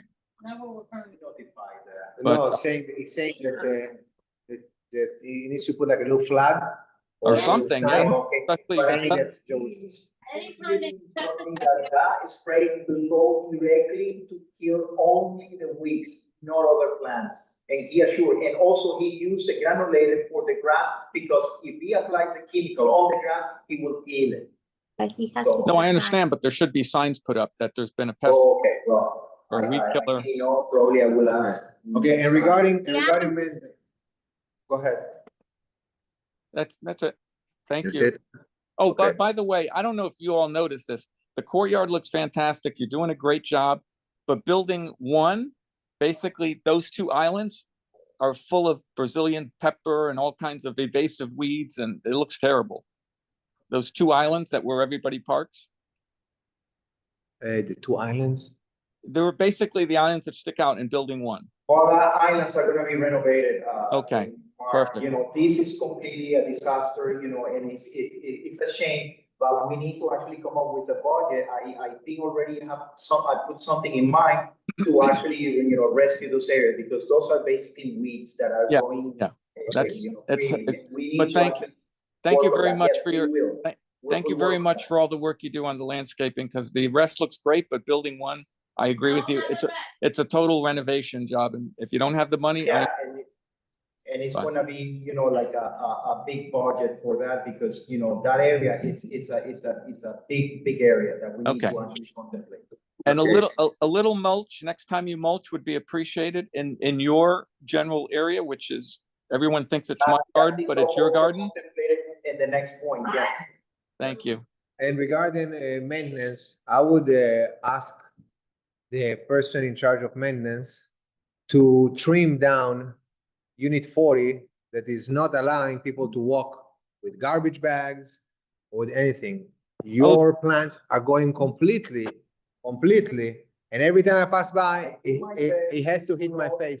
Oh, Alan, thank you for mentioning that, because I just moved into Sylvia's unit, as you know. No, And hold when I on. walk, I can't empty the garbage when I walk by there. And I've had two people tell me, you know what they tell me? Oh yeah, I'm aware of it. I have to walk out into the street to go by that place. And not you, I'm saying other people have told me. Now, I'm only here for 2 months, but that shouldn't be done. It should be cut even. I mean, And at it's least, not, and it's not and it's not only the palms, it's also the actual bush. And I keep asking Michael, and it's funny that you're not allowing Herbert to touch it, but Herbert can cut everybody's else bushes, but not yours. Yeah. How is that? And it's cut at an angle. Which is a big difference. Well, you're not cutting and you're not disposing. No, yes, you actually want to treat Herbert And as that's a service that actually throw your gun. Here's a photo of how it looks right now, today. So I'm asking again and again, it needs to be trimmed down because every time I pass by, It's sticking out. it's sticking out. And if it rained, then I also need to get wet because of that. And that's, and nobody can pass by with, my daughters cannot pass by with the scooter there. I cannot walk with the garbage bag, and I keep asking and asking all the time. Definitely, we're gonna take care of them, but we actually wanna make sure that the area that you have on the back, that you have all this clutter, all these poles are gonna be clear, because our maintenance guy cannot actually attend somebody else's property, because the palm tree that belongs to one and it was covered with all this pole is a safety hazard, and it's a clutter that is actually being complained with all the unit owners that this cannot be. And your ball cannot be hanging on the gate outside. It has to be hanging inside because you are obstructing that part of circulation. And this is not part of your area. This is a common area because that's a circulation. Well, actually, let me. The survey is misinterpreted here because that area is a common area, it's a common path. And the landscape that belongs to one, your neighbor across the aisle, is completely far away from the perspective picture that you actually see. And I'm going to actually, see something there, because if you want to be big and neat with that little plan that we actually been working with you, every time Michael is pushing those things away and it bothers you, so then we need to actually be completely fair with all this. So you need to remove, and you need to tell your neighbor to remove all this clutter that is outside, that is a safety hazard. Okay, so let me. Recognize. So if. Hold on. If something falls from the other neighborhood onto ours, I don't want to instruct Heber to not touch it. I want him to clean our area. Okay, but how Herbert is gonna clean, because you see one part, but you don't see the other. I'm gonna show you the pictures for you to have a clear, because you live nearby, and I see sometimes we put a blind on our eyes and we wanna see just part of the process, but we don't wanna see the whole thing, what is convenient to us. But what is convenient to everyone, to all the 40 units, the same way that you guys are claiming on my bushes, that never claimed, that by the way, it's a bothersome. So that is something that we need to actually put on the table and see it clearly, because it's not the problem of the main, it's problem to actually go there and clean it. What's the problem going there and cleaning? Well, because he cannot actually have a letter with all this both leaning towards the fence that is covered, something that is actually not our property. What is covering it is not our property? Excuse me. All the areca palms, all the palm trees that you actually. Those palms are exactly on the border between Lakeview and Leeward. So he needs to trim his side and we need to trim our side. It's not that complicated. No, it's not complicated. So what's the problem? The trees are coming from his garden. No. Yeah, 3 hours. No, we're talking about the reports. I mean, well. It's not, because it's not one side, everything is included on that point. How, again, all Herbert needs to do is to trim our side and clean and not leave. We cannot actually have access. Yes, I went there last week and we examined the area and say, Alfredo, I need the bolts removed because I cannot actually claim it. It's going to be a liability. If this guy got for me, follow that, trying to actually cut this with a big tool, so we're going to be liable. Okay, So I will remove the bolt. Okay. And he will actually do it gladly. But in the same sense that there's liability back there, there's also liability on that sidewalk. So we're asking you to trim yours.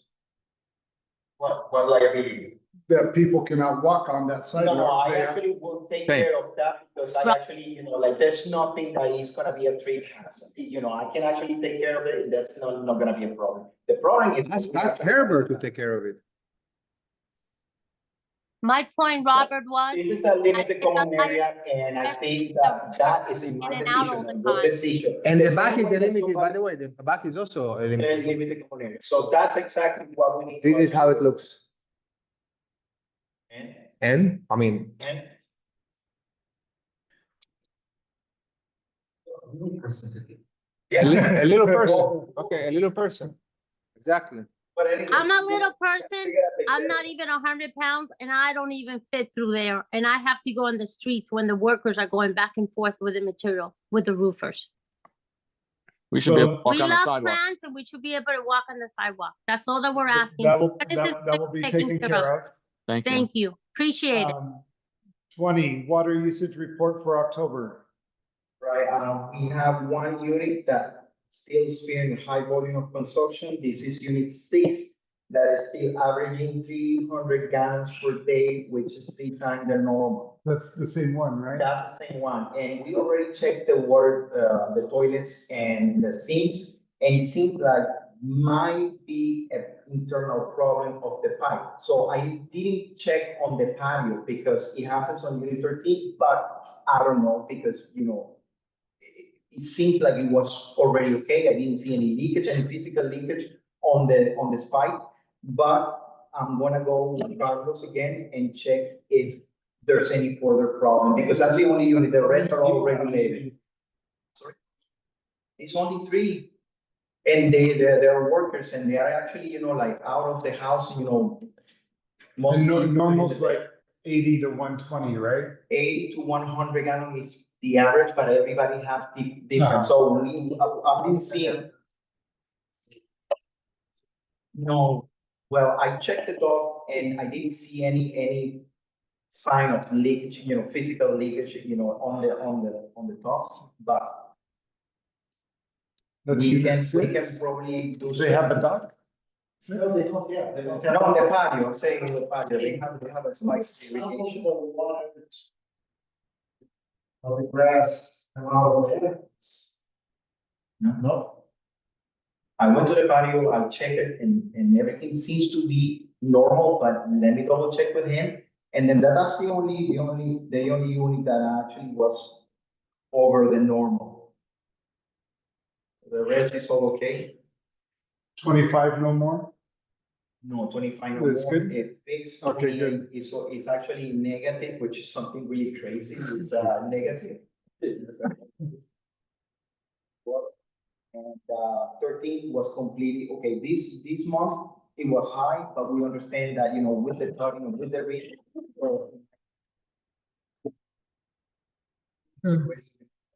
Spot out and address.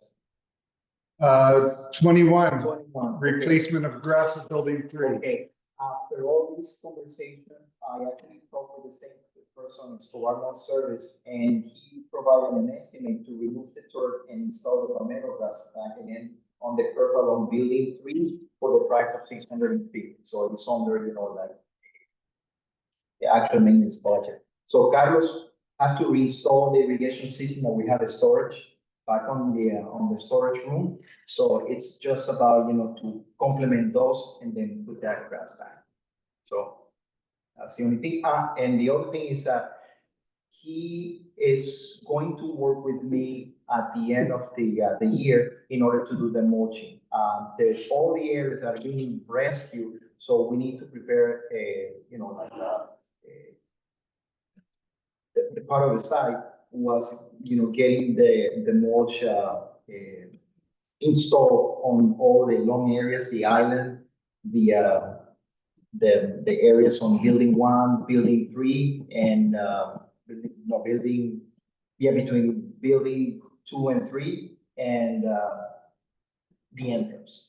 So for that, he estimated that 1 pallet of mulch will cost installation.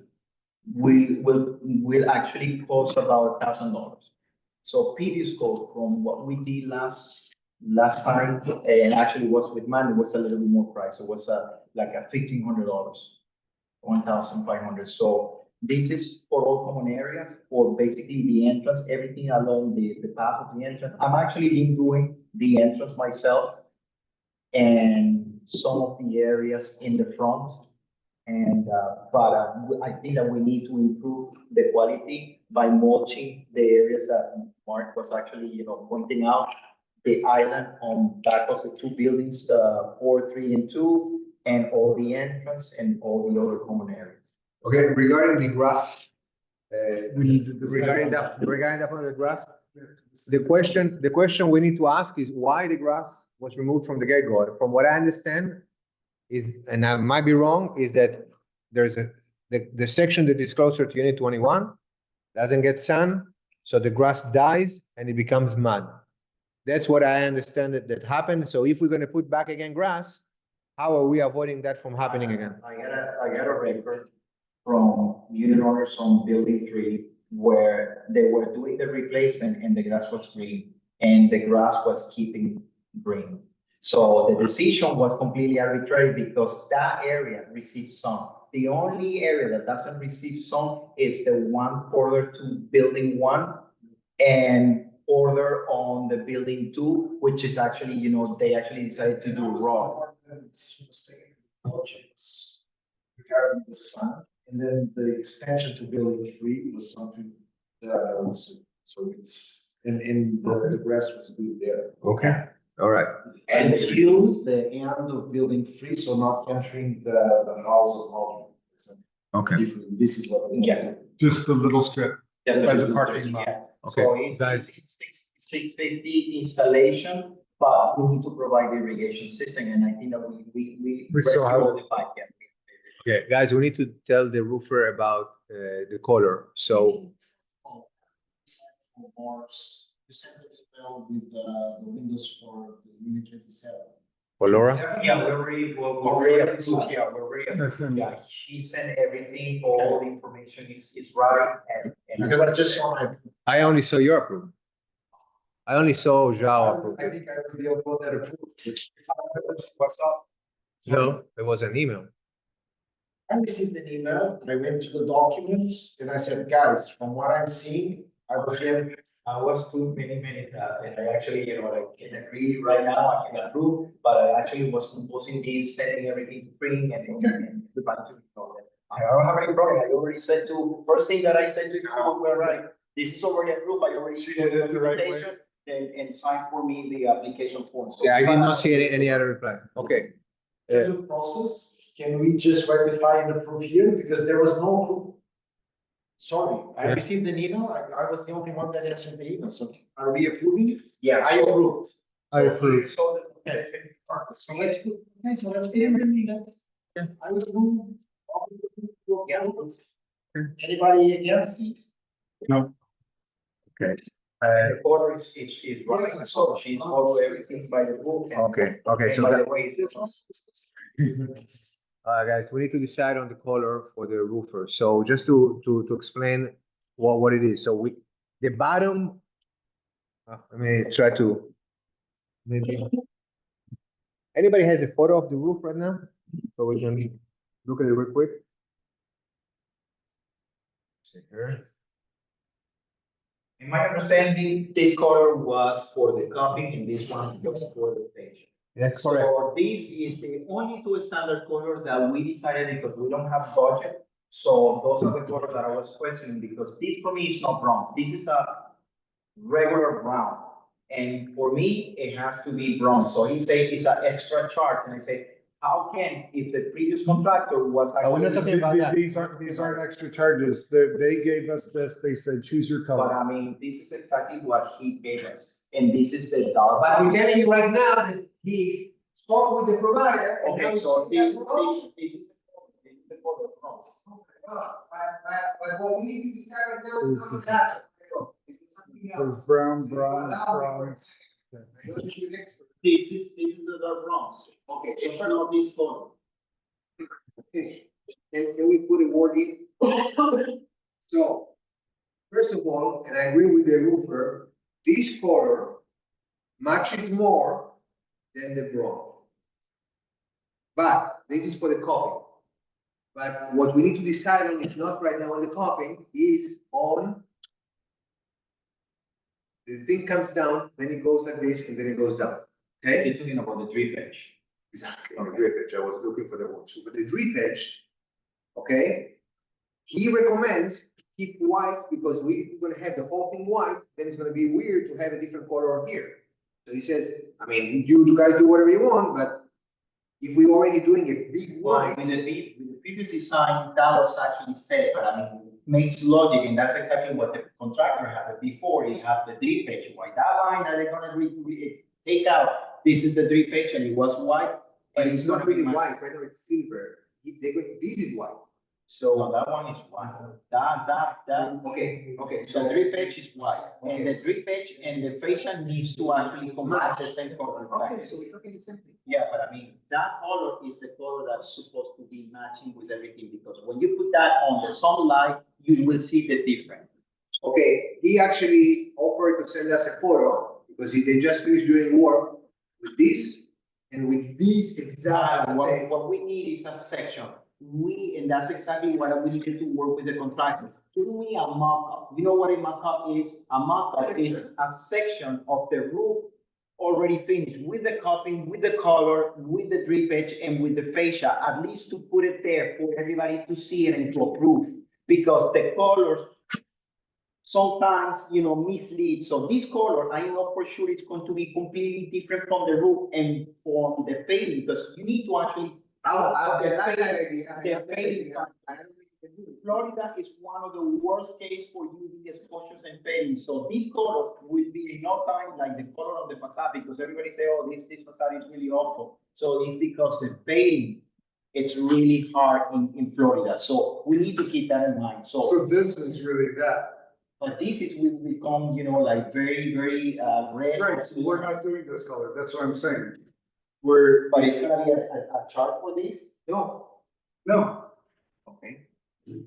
Well, last time I heard that he say that. That's what I'm saying. He said, and in these, pick what you want, let us know. So would you rather have the? But today said that the cap is going to be brown, and I don't know if. Because he is in the same understanding that this is a color that is for our budget, and this is the one that is a standard for him. Okay. So he came in with no option by 2 colors. I said, well, if that is a decision of the contractor, because we don't have money to decide with a better color, so I'm gonna tell you, once we see it on the roof. I don't know if he can do it. The reason we've been asking, I'm in favor of doing that. Okay, but what I He must do it, because we need to understand how we're gonna live 25 years with this. I understand. I agree with you. I'm telling you, I'm agreeing with you.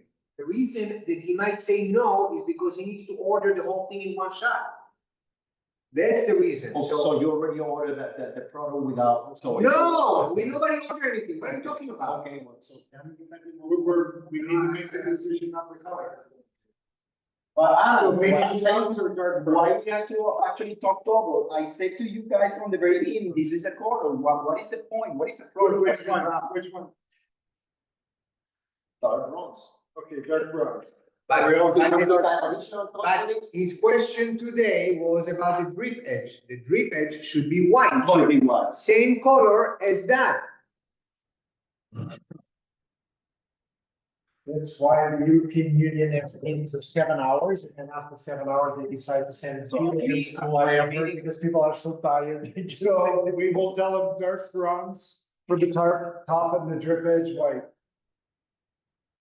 I'm not sure what is drip edge. The drip edge is white and the cap The is drip bronze. edge is a little metal that actually. Come outside, I'll show you. From Ronnie, yeah, it's like a little eyebrow, like a little eyebrow. And finally, Repel the water. and finally, for the lights on building 2 and 3, I'm telling them to put it back where they were, Yeah. And when that going to happen? at the end. Change the lights, the intensity of the light. Can we put a fader? No, The- we cannot, because these. The, Well, the we need to- well, we can- well, we the can- 50-year recertification, the 50-year recertification required light pollution and everything like that, so. Completely, like do something like the next condominium was doing, this Lakeview is doing, is a design of the light on our community, because this Alcatraz, as you named it, that was a cheapy solution that really, works. And it's actually, I tell you what, functional, but I have- aesthetically, it's I have- exactly like this, aesthetically, it doesn't get anything to the property, doesn't add anything. I have an idea about that. After we pass the 50-year certification, we change the light bulbs. And until then, 6-year certification, we have 10 years. we have 10 years of different light bulbs. But the density, the lumens. Practical. remain the same. Right. I'm thinking similar support to put solar lights in my dog. And I think it's the Oh, easiest. thing. by the way, the There lights, is a- there is a- the lights are not working in the back. Yes. And that needs to actually, I think that we need to keep the. Okay, I'm Yeah. amending this meeting. Thank you all for joining. 3.5 hours. Oh, wow. We made it. Bye-bye.